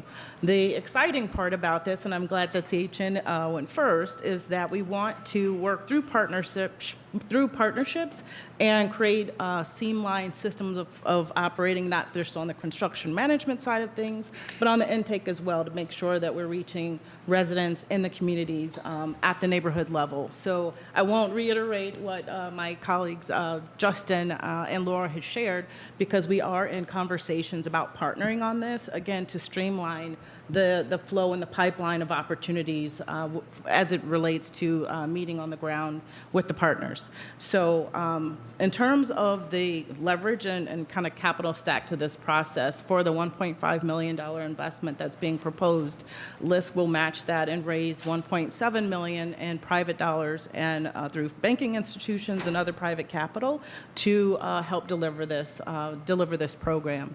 And so really excited about this opportunity. A lot of this will be, the details will be fleshed out in the co-design process, both with the administration and CHN and other partners on the ground, and looking forward to seeing this come to fruition. Thank you. All right. So we'll take any other questions right now. I know I had Councilman Pulisic. He's out. So, Councilman Spencer. It's okay, but Council President, before I step away, I wanted to, it goes without saying that, we've gotten this download from the four partners here at the table. Council will play an essential role in anything that's passed in terms of marketing this to our residents, interpreting it, any of these programs. So I look for, we're just an essential partner. I think you know that, and we're going to be getting a lot of questions about it. And I have one more question before I step away, which is there's a slide here which are the metrics and how many units we're going to impact. And I wanted to ask if that 442 number is the 10 million city funds, or is that the leveraged number? Thank you. Who are you looking for? McHugh. Mr. Wackers? Based off of their proposals that they had submitted, so it's the full leverage. Thanks for allowing me the time, Council President. Thank you. Councilman Mike Pulisic, and then Councilman Joe Jones, Councilwoman Jasmine Santana. Mr. Chairman, I'm going to be very brief with my colleagues and to the presenters. I think Jenny Spencer summed up a lot of our concerns and questions that we've had here at the table as it pertains to the various programs, because I think one of the other outstanding issues here, and we're going to have to get into at some point down the pike, is the fact that the financial institutions are not lending money to our residents. They're not providing that opportunities. And we see it. We've seen the reports that have come out. I mentioned at this table the problem that I experienced myself with KeyBank when I went to apply for a mortgage to buy a property next door, and I couldn't get a mortgage. And yet my credit was excellent. But because they told me they don't make loans in the city under $100,000. So that you basically excluded the whole east side of the city when you did that.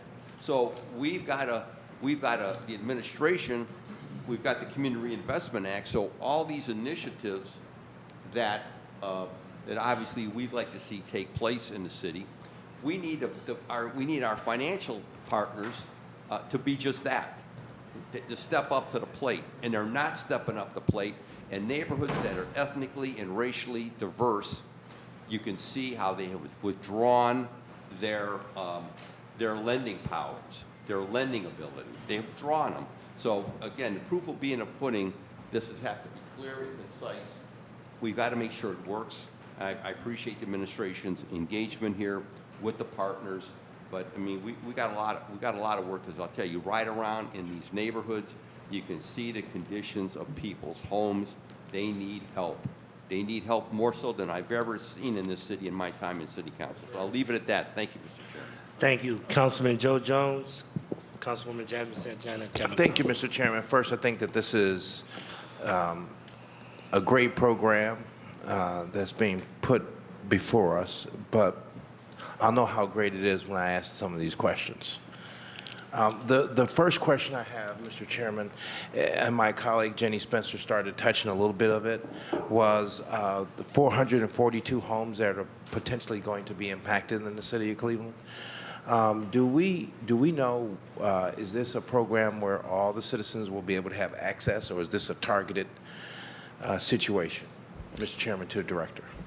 Through the chair, this is a citywide program, so this is, so each of the programs will have different target audiences, but this is available for the entire city. I do want to note that not in this legislation is the specific southeast side home repair dollars. So that is specific and targeted, but this is meant to be citywide. I see. And Mr. Chairman, to the Director, when will this be available and on the street and the program's up and ready to go on? So each, through the chair, each of the programs are going to need a little bit of time to ramp up, but I would be happy to hear from at least our guests who are up here now about how quickly after passage this would, how much time they would need to actually get that home repair up and running. Justin. Sure. From the CHN side, as I said, we anticipate a 10 to 12-week design period, and the integrated single point of entry may take a little time additional to that to fully come to maturity. But I would say depending on a passage and contract date, late 2023, early 2024 rollout is how we modeled it in our response. And then, Mr. Chairman, I read in here, if you could elaborate, I know that some of the design on this program is to go after people whose credit ratings may not be at the 680 mark. Can you elaborate on how that works? That is the, I am sorry. Is that, can you repeat that? The question was, there talks about people's ability for their credit ratings. Can you talk a little bit about that? And if you do have a citizen who has a good credit rating, will he still be able or she still be able to access this program, or is it marked or tiered for certain people? Kathleen, if you just do a reminder of where you're, Sure. who you're representing. Key Bank has been really an excellent partner with us, and Raul Gongora is in the audience today. Their standard for credit scores has been 660, and the design of our program is that they will loan to borrowers at a credit score of 580, which we think is a pretty good change for the borrowers who go through what would be this enhanced loan product that is targeted to minority majority wards in Cleveland that have not been as successful as at getting the loans through our program.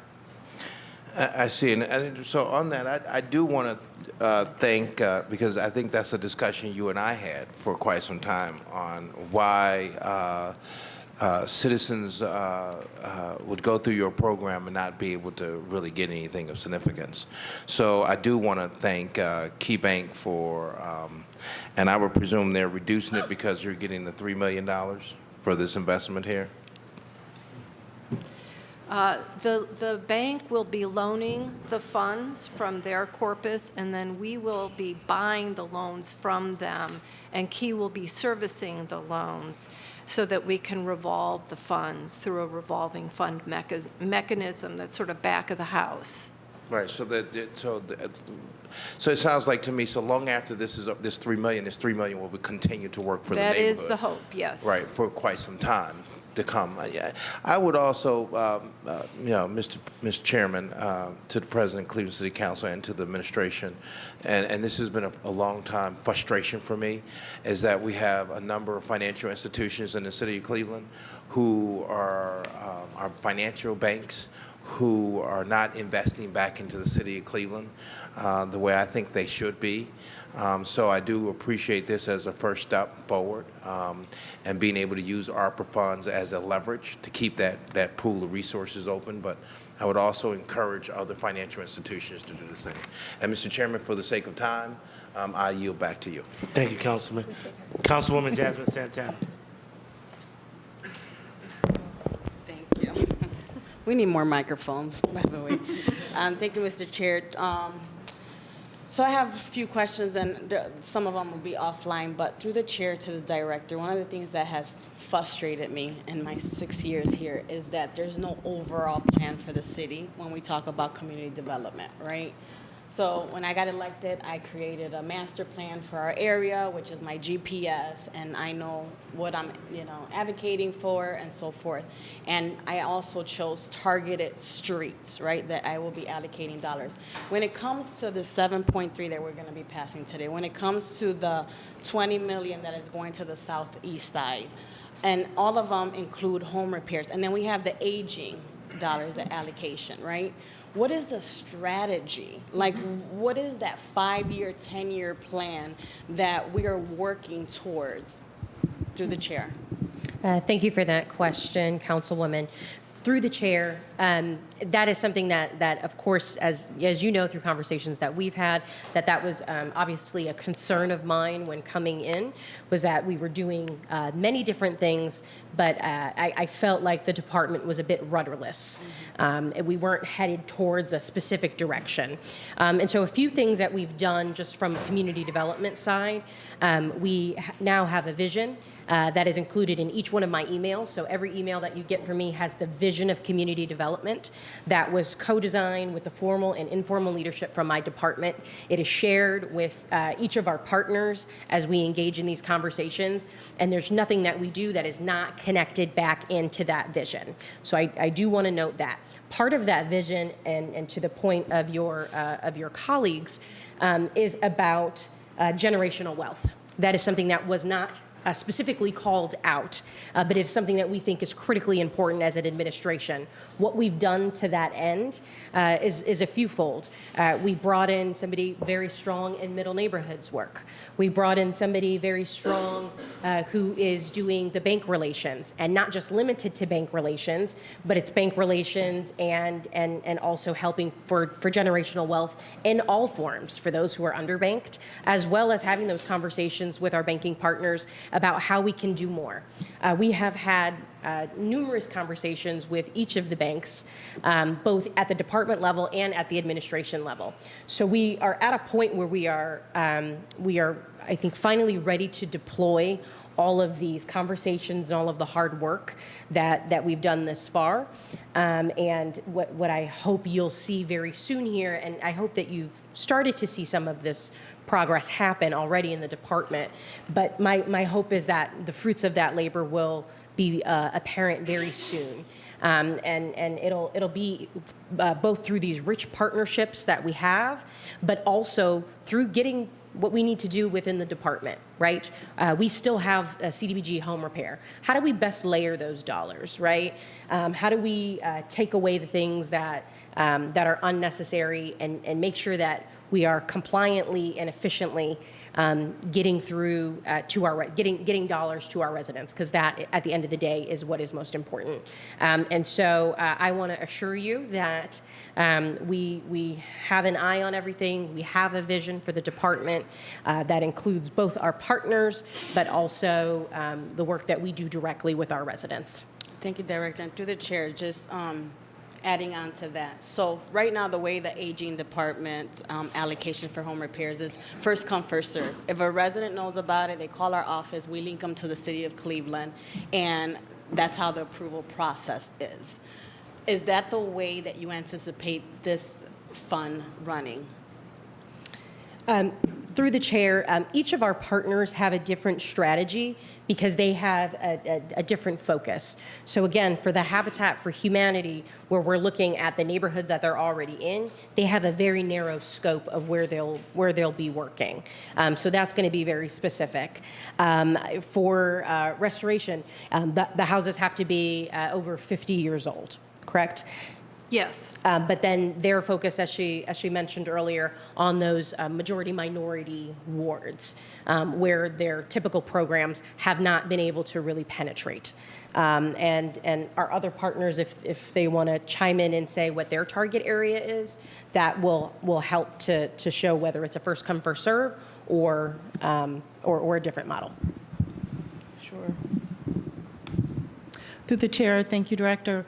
For the LISC program, we typically use intake centers, and those intake centers are set up through community-based organizations at the neighborhood level. So in other markets where we have a home repair program, it could be with a CDC. In this case, we want to, as I mentioned, leverage an existing infrastructure, and so working in partnership with CHN and the work that they're already doing in terms of how pipeline is created at the neighborhood level is part of the co-design process. For the product that we are proposing, because it focuses on a lower AMI, 50% AMI, and it has the grant loan hybrid, it could be a good fit for seniors that are looking to do health and safety repairs, as well as lower income families that may not necessarily fit into the other buckets, as Director Hernandez spoke to earlier. So I think it's part of the co-design process, but certainly it will be at the neighborhood level and out in community where those connections will happen. Through the chair, I also want to note that we are working in collaboration with our Department of Building and Housing. As they are giving residents notice of issues that need to be taken care of, they're also layering on, but we also have these resources. So it's a carrot and stick approach so that we are not penalizing folks who don't have the ability to make those home repairs. Got it. And through the chair, Director, I would just kind of end with this. It would be great for me to know or just have like document or like some report of what areas are you're targeting, because I'm sure every council member has always got a fear of like being left out in the area. And I think only for maybe CHN and home repair, Heritage Home are in the ward. But I know that there's not a lot of loans that have been approved. And I know that that's a problem with the appraiser, and that's a whole nother subject there. But I'm just worried about being left out and it not being strategic, and we're not making, any movement and moving the needle with these allocations. And I agree, it's a drop in the bucket. But I could see residents knowing about this program and calling, and then being first come, first serve, and the residents that really do need it not having the opportunity. So I'll yield. Thank you so much, Councilwoman. Councilman Kevin Conwell. Thank you very much.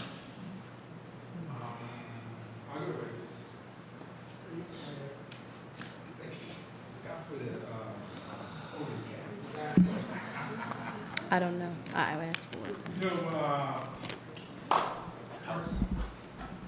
very much.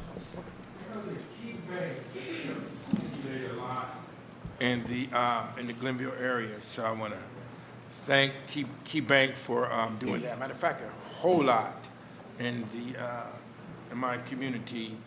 I am going to take your information. We'll create a flyer. I'll probably make at least 5,000 copies and drop it, and we'll have a resource fair, resource fair in my ward, probably at, what do it together? At Glenville Recreation Center. I might even do a part with Council President Blaine Griffin. The part that scares me a lot is dealing with the loans. And what I don't understand, even ARPA money, the money belongs to the residents. It's their money. And so help me to tell them in my meetings, why should I loan them their money that came in for the ARPA dollars? It belongs to them. And so we're going to turn around and loan them their own money, and I don't understand that, so I yield. Who want to take that question? I'll start off. Thank you for that question. A couple of things. When we say loan, we typically mean a forgivable loan, not all the time. Each program is different, but there are conditions that are on it. So what we want to make sure is that we're not giving somebody, we're not granting something, a home repair, and then they're gone tomorrow, right? We want to make sure that we're targeting where the highest need is. So that is one aspect of a loan product.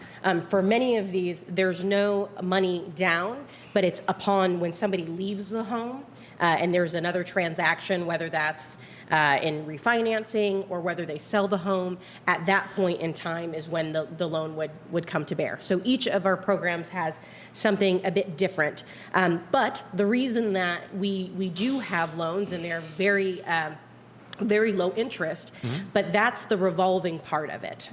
Our ability to continue this work beyond the ARPA dollars means that we need to be able to continually grow the pot. This is one way that we can continually grow that pot. We can make that $3 million into $5 million, that $5 million into 10, and so on. And so that's going to help us live beyond the life cycle of these ARPA dollars that were meant as this one-time infusion, but we know that we don't have a one-time problem. We know we have issues that we're going to need to be addressing for many years to come. This model will help us to get there, and I welcome any of my colleagues at the table or in the audience to speak on that. You know what, Director, and I agree with that. I kind of figured that out, but here's my subordinating conjunction on this. You're putting a cloud on their title, which is an assessment. So let's say we end up doing $15,000 loan.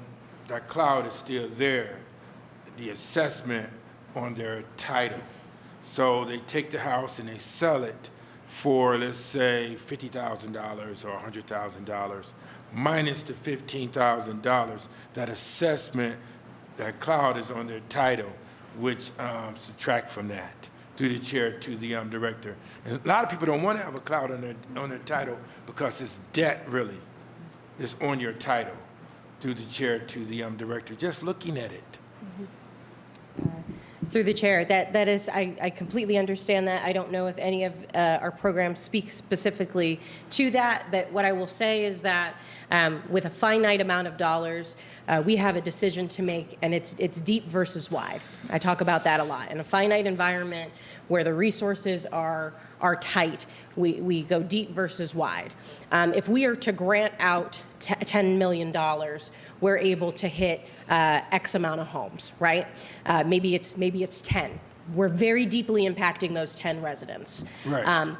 However, if we change our model where we are offering different things, where we are meeting folks where they're at, some folks can take on some of that debt. Then we're able to expand what we were able to do, and maybe it's not the 10 homes really deep, but it's wide, right?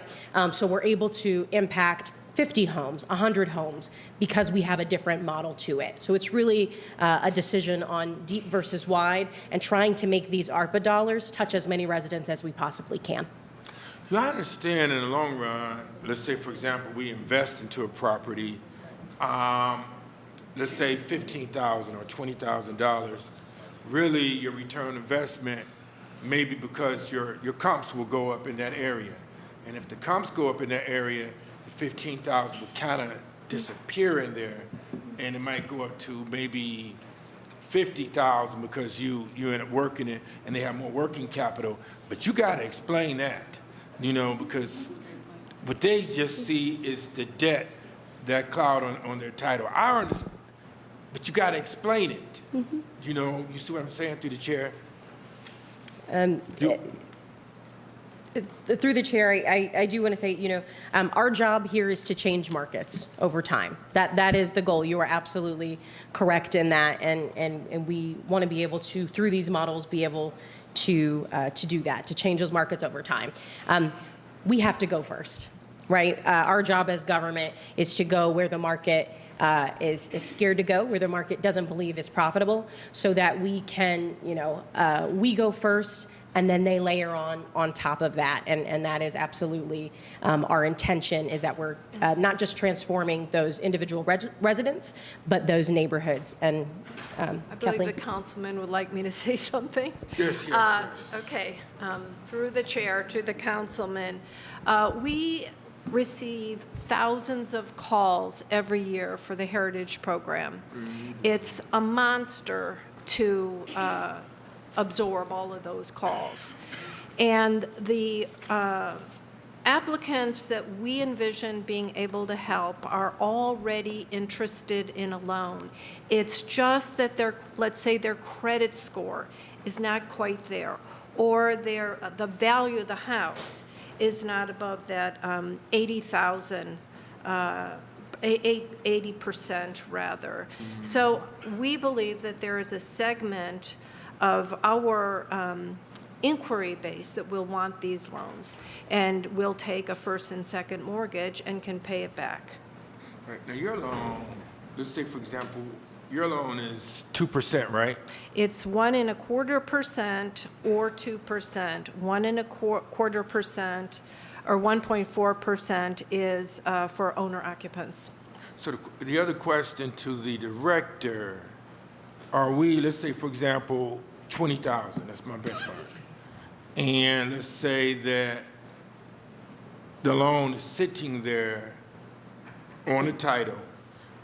Are we putting in any percent, like 2% or 1.25%, while it's sitting there, and then over 20 years, it might be 25,000 or something like that instead of 20,000? Through the chair. Through the chair to the councilman, we are developing a sliding scale for repayment of the loans, with the minimum payment being the interest rate only. And interest rate would be what?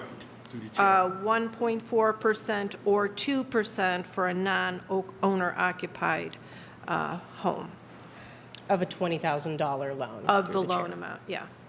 Or You got 25. to have a really, and I'm going to close, Mr. President, explain that, because you look at gasoline prices, high inflation is going on now, grocery costs is there, and so people are going to look at their budget with this high inflation. And when you say a loan, it's their money, and you're loaning them their money. I understand the revolving, but you got to be out there. I always say you got to walk it like you talk it. You got to explain it. And that's what I'm at. Thank you so much. Through the chair, this is going to require an extraordinary amount of effort on all of our partners' part, as well as our part as well. We are bringing in additional staff that will be able to help us project manage this program. We're going to need to have an impeccable campaign on a communications campaign, and we intend to do that work. As our partners are out there doing what they're doing, our job will be to make sure that we are feeding them a pipeline, and that we're reaching as many folks as possible, and being very clear as to why we have made the decisions that we have made. And I thank you for your questions this afternoon, because that goes a long way towards that clarity. You know what, Mr. President, to the director, to cut down cost, because you have to control cost. Mention other funding streams like the lead program to them. If you see that, here's some money. Or the CDBG dollars that we might have from Department of Aging, other funding streams, so the 20 might drop down to 12,000 or 10,000. You got to control costs, which will save us in the long run also. The funding streams. Thank you. Thank you. Great line of questions, Councilman. Appreciate it. Councilman Harrison, you want to close us out, and then we're going to go ahead and take a break. House. House. I thought Harrison was closing us out. Okay, so House, go ahead first, and then House first, and then Harrison. Thank you. I just had it was two questions through the chair to the director. The first question is in regards to this thought about estate planning. So with the investments we are making into homes, and I always said, I don't know if we can go back, but I am consistently wondering how many of the vacant lots that are currently in the city's possession are properties where the city had made an investment and now it's a vacant lot. That's a question. I don't know if we've done the study or if we can possibly get someone to do the study, but I think that is very important to know. And that goes into the question that I have about what does it look like to do estate planning. We have to get to this point, and I know people want, I just need to know, where are we with that? Because if we are making this level of partnership, that there has to be a level to ensure that we can, help build some level of financial stability in our neighborhoods and having our residents think about estate planning, passing it on, because we all are going to die. That is a fact. And we cannot avoid this, and we get the story. So if you could talk a little bit about this with these investments we are making, that'll be appreciated. Absolutely. Thank you, Councilwoman. I know partners have a little bit to chime in on, but I do want to take the opportunity to again note that part of this multi-prong approach is, as you named, being really intentional about where we touch houses and lives and families, that we are also having that additional conversation.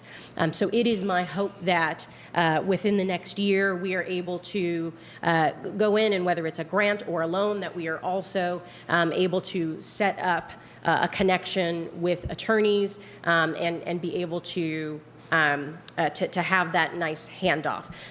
We know in our middle neighborhoods, right? I think about Ward 1, which is, I think our average age there is the oldest in the city in Ward 1. That's a middle neighborhood. Well, what happens if we're not thinking for the future, right? These folks get their homes repaired, but they are aging, and there's nothing to pass on to their, or there's no clear title, and they lose the house. We see it all the time. I don't know that we have studies or even have the data to do that, but Councilwoman, I would say it's safe to say that many of those houses, especially through the financial crisis, folks lost their homes, and a lot of it was that they weren't able to hand it off to somebody. So Aaron Kinney in my office is working. We also have several other initiatives that are happening. So through the Make It Home program that many of us are partnered on, we are working with a Legal Aid Society to do that work. And so there are at least 3 initiatives that are going towards making sure that folks have proper estate planning. It is my goal that if community development dollars touch the home, that they are at least offered that service. Through the chair, thank you, Director, and to Councilwoman House, thank you so much for the question. I will also like to add that LISC also has a program called Financial Opportunity Centers, where we work in partnership with workforce agencies and other community-based organizations, where we place financial counselors to do one-on-one financial coaching and counseling as an added value to the work that they already do. We have 4 partners already in the Urban League, Bay Dugan Center, Newbridge of Cleveland, as well as, I'm forgetting the 4th one, but they are, I'm sorry. Oh, that's right, I'm sorry, towards employment. And so we want to ensure that, again, as part of this process in designing, that we're making those linkages at the neighborhood level. So as the intake centers are established and the pipeline is available, that we want to make those resources available, and that is free of charge to residents. So just a follow-up with that point through the chair.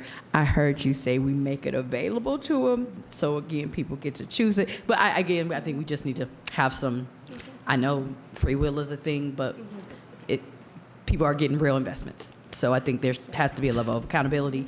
The other thing I will say is, in looking at the legislation, it's always noted that it is not explicitly written, then people can do what they want to do.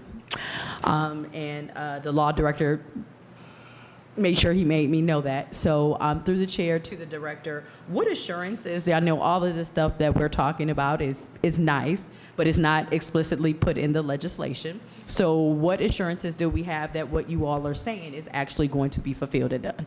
Because what if you make a left turn? We have no recourse and nothing to do. So how do we have assurances in this legislation that what all the nice things that have been discussed, the intent has been discussed, but what if you veer left? What will happen, or what could be done, or what assurances do we have? Yeah. So through the chair, I know for all of our ARPA pieces, we have a commitment to come back to the table. I don't know if it was quarterly or upon request. I'm not sure, but we are happy. We and our partners are happy to continue to do that as frequently as is needed. And what we have is contracts, right? So the agreements that we have with these folks, we will be very clearly written in the agreements that we have with them, and that is how we ensure that good thoughts and hopes and intentions turn into real life accomplishments. Okay. Thank you. Thank you, Councilwoman. Councilman Starr. Thank you, Council President and my colleagues. My point I just have is, I know is it Heritage Homes? I know when I looked at that 5-year data, it shows that Heritage Homes for the last 5 years haven't loaned anything to any resident in Ward 5. So my question is why? And then also, what is our plans to get more grants to help these healthy homes or help these home repairs, because everyone can't afford a loan. I know we say that some are for non-forgivable loans, but I'm talking about grants to help these residents really repair their homes, because everyone does not have the economics or the funding to be able to put up any certain dollars. And then also what falls under the category that can, the stipulations that allow people to get support in their homes. One of the things I think we do wrong that is bad is basically saying you got to be old to get help with your home. Just because you're a certain age, that do not determine the type of help and services you may need for your house, or just because a certain class that you are in, it's just like we're running around in circles with these programs, and we're funding these programs, and we pass on legislation to give funding to these programs, but at the end of the day, the residents are not being serviced because they're not able to qualify for these loans or these grants, or we don't have enough grants or no system in place to really help repair these homes. As I ride around the city of Cleveland, as often as most of my colleagues do, we see that there's a lack of disinvestment in home repair, whether it's homes that need to be demolished, whether it's some support to help them. My question is, how do we create a program to get more grants out as opposed to loans? Through the chair to the table. Thank you for that line of questioning. Through the chair, excuse me, as mentioned earlier, we know that this program, so I'll specifically talk about the Heritage Loan Program. So it is historically a loan program through primarily Key Bank, but then also Third Federal as well. Okay, yep, Third Federal as well.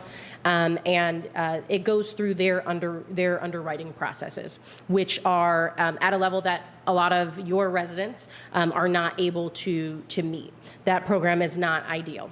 This helps to helps to fill a gap where we know a gap exists. So Kathleen, I don't know if you want to talk a bit about how and where that, how these ARPA dollars and this new enhanced program is helping to fill the gap.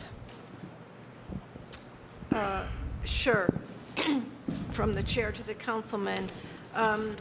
Key Bank has agreed to flex their credit score requirement and the debt to income. So debt to income has gone up to as high as 50%, which is significant. And then the appraised value of the house based upon an after rehab ratio is going from 80% to 100%. So these are I'm not a banker, but from, the general banking perspective, these are very significant opening up for a set of borrowers that have otherwise been declined. But they are loans.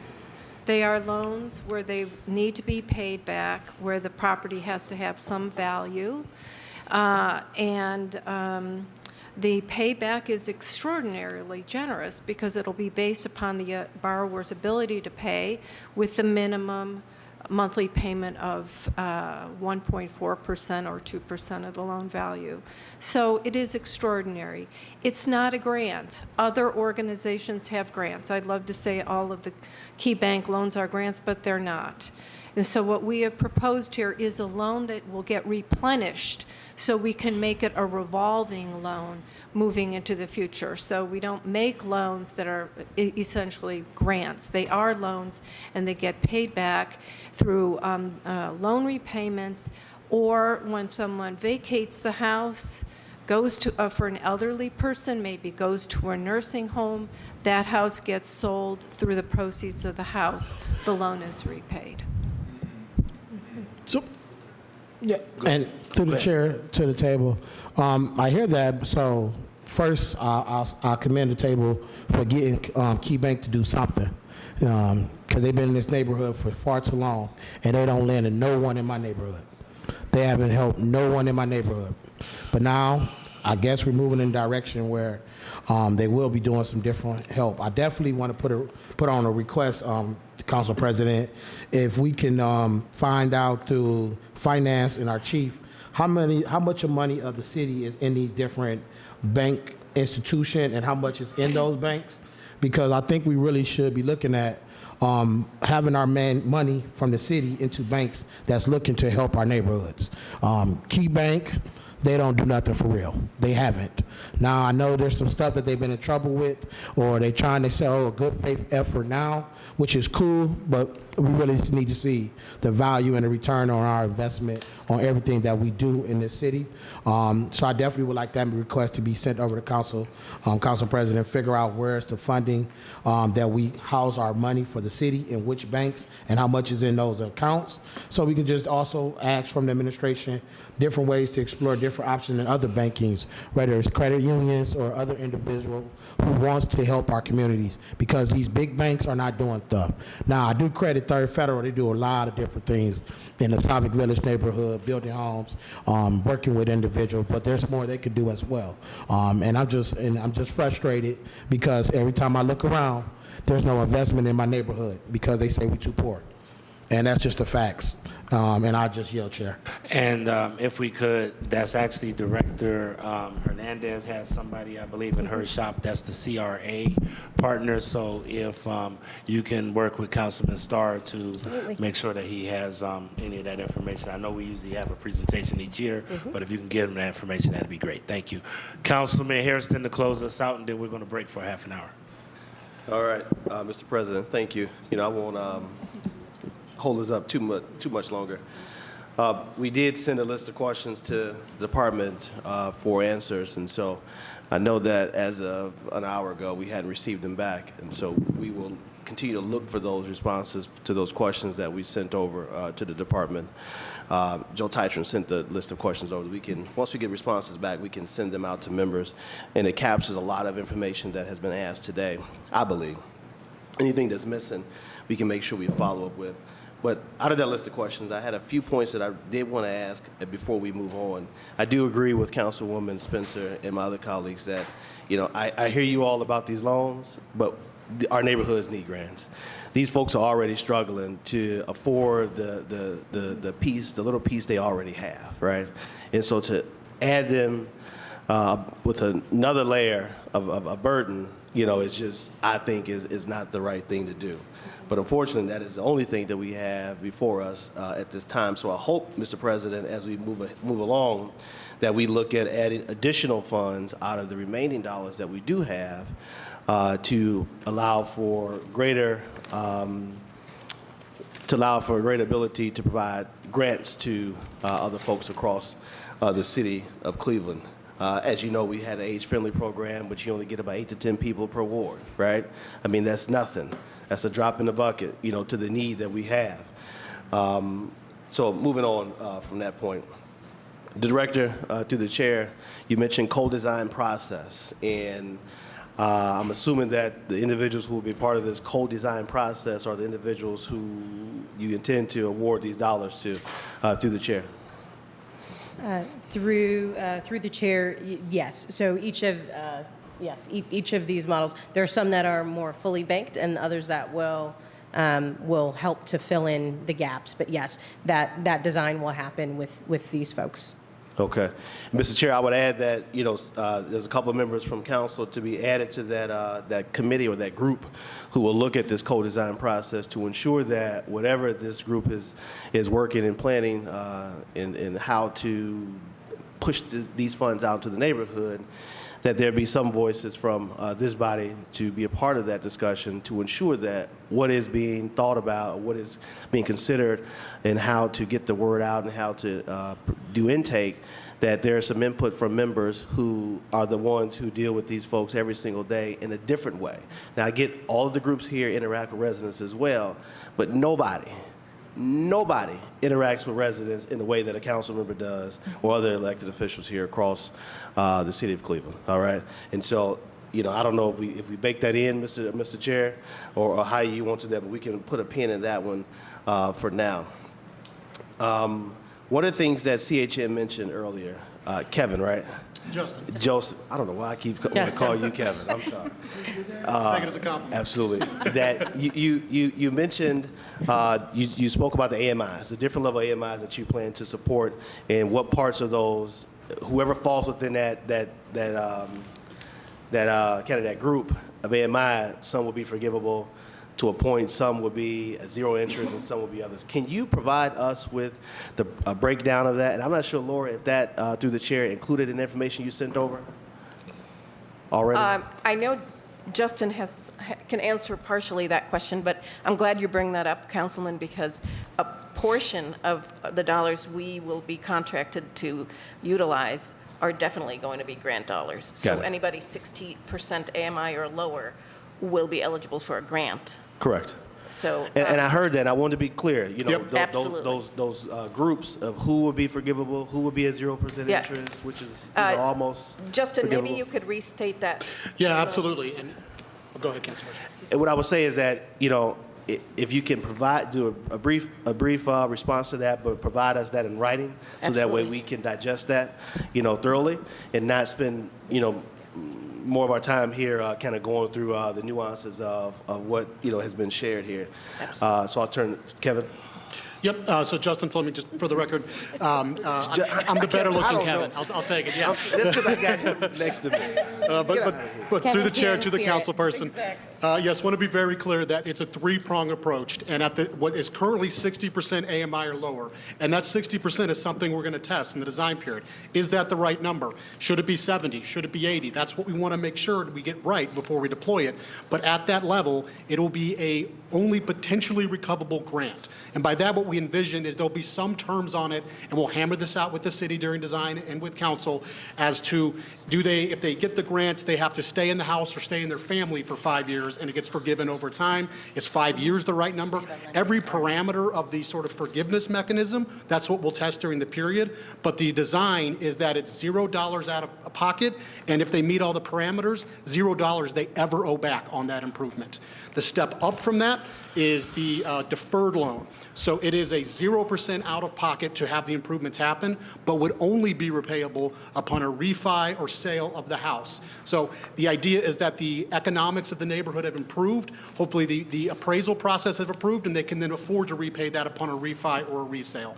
And then only above that for the most qualified, currently envisioned at 200 FPL or above, would be a several points below market rate home repair loan. So if somebody in the suburbs went to get a home repair loan, this would be cheaper than that money, but because at their income level, we envision they're able to repay it back. That speaks to some of the other points, allowing for some level of churn in the future. So that's a sliding scale. That's a model that we've used in other communities that have made sense, but we'll test every one of those points. Got it. Thank you.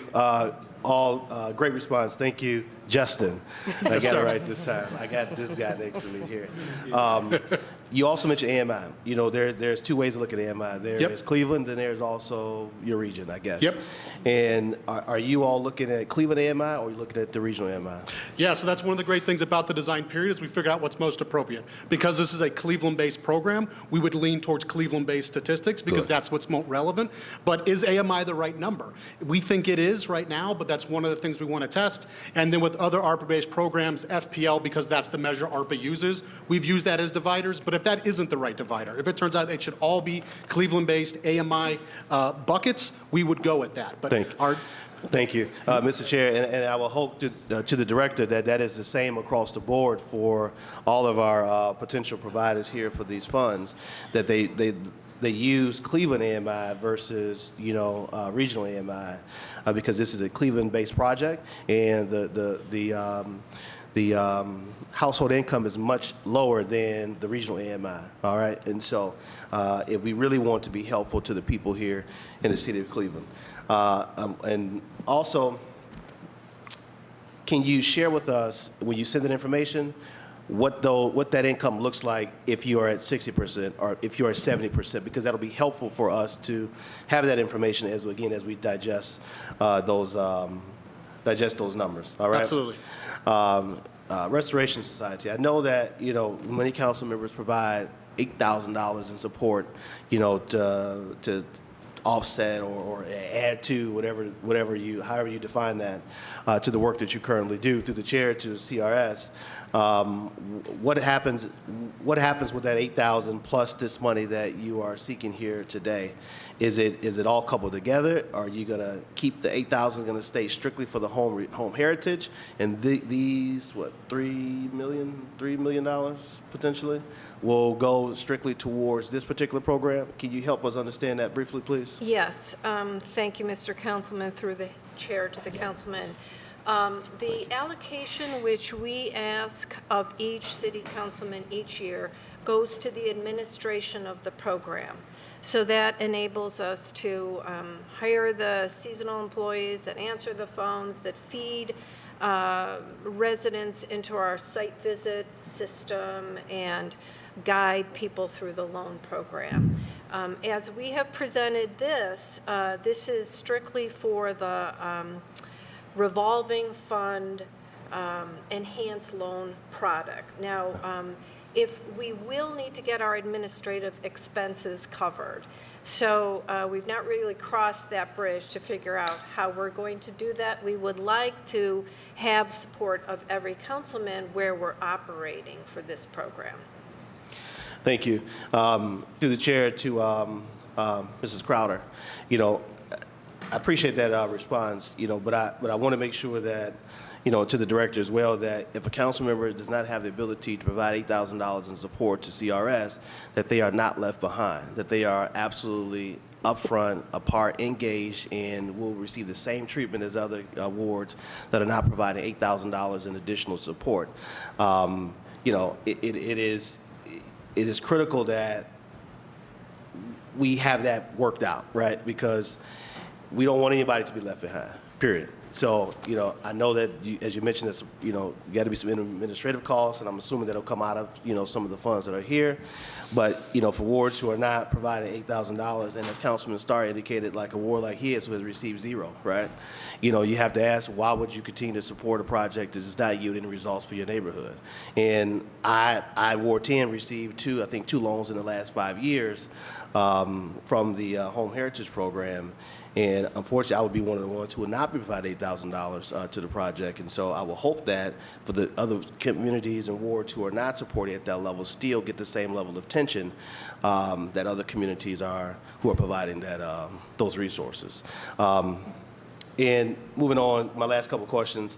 Through the chair to the director and to the team, some of the folks here on the slide have CHN and Habitat is checked for no upfront costs.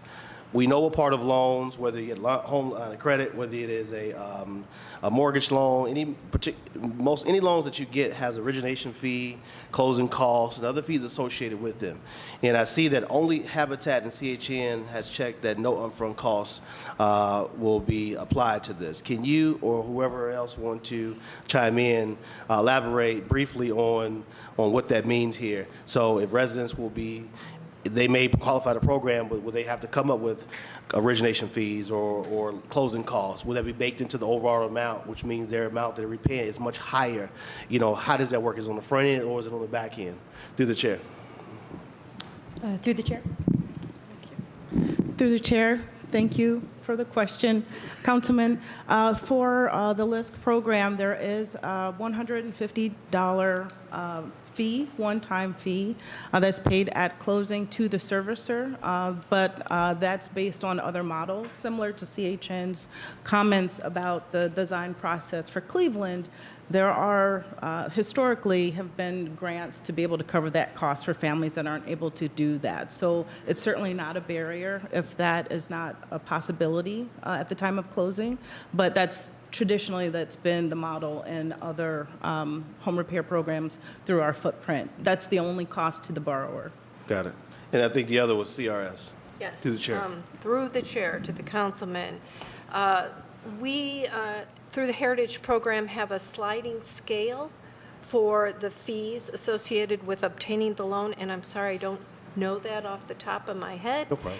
And then when a homeowner gets a loan, it's a 2% technical assistance fee, which is based upon the loan value, and all of that is fundable through the loan itself. So the fees have never been an issue, really, for any of our borrowers.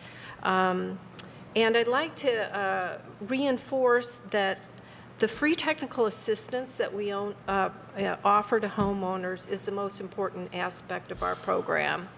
We do make about 40 loans a year, and we're trying to pick that up on the east side where we haven't had as much success. But the free technical assistance that we provide thousands of people with every year is the most important part of the program. Okay, thank you. I'll move on. I do have some other questions. We can send those to you all, but I won't hold us up any further. But those are some of the pressing points that I want to make sure that we cover. And Mr. Chair, that's all for me. That's all for me.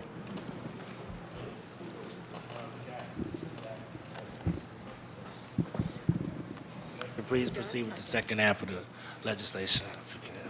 Thank you, President.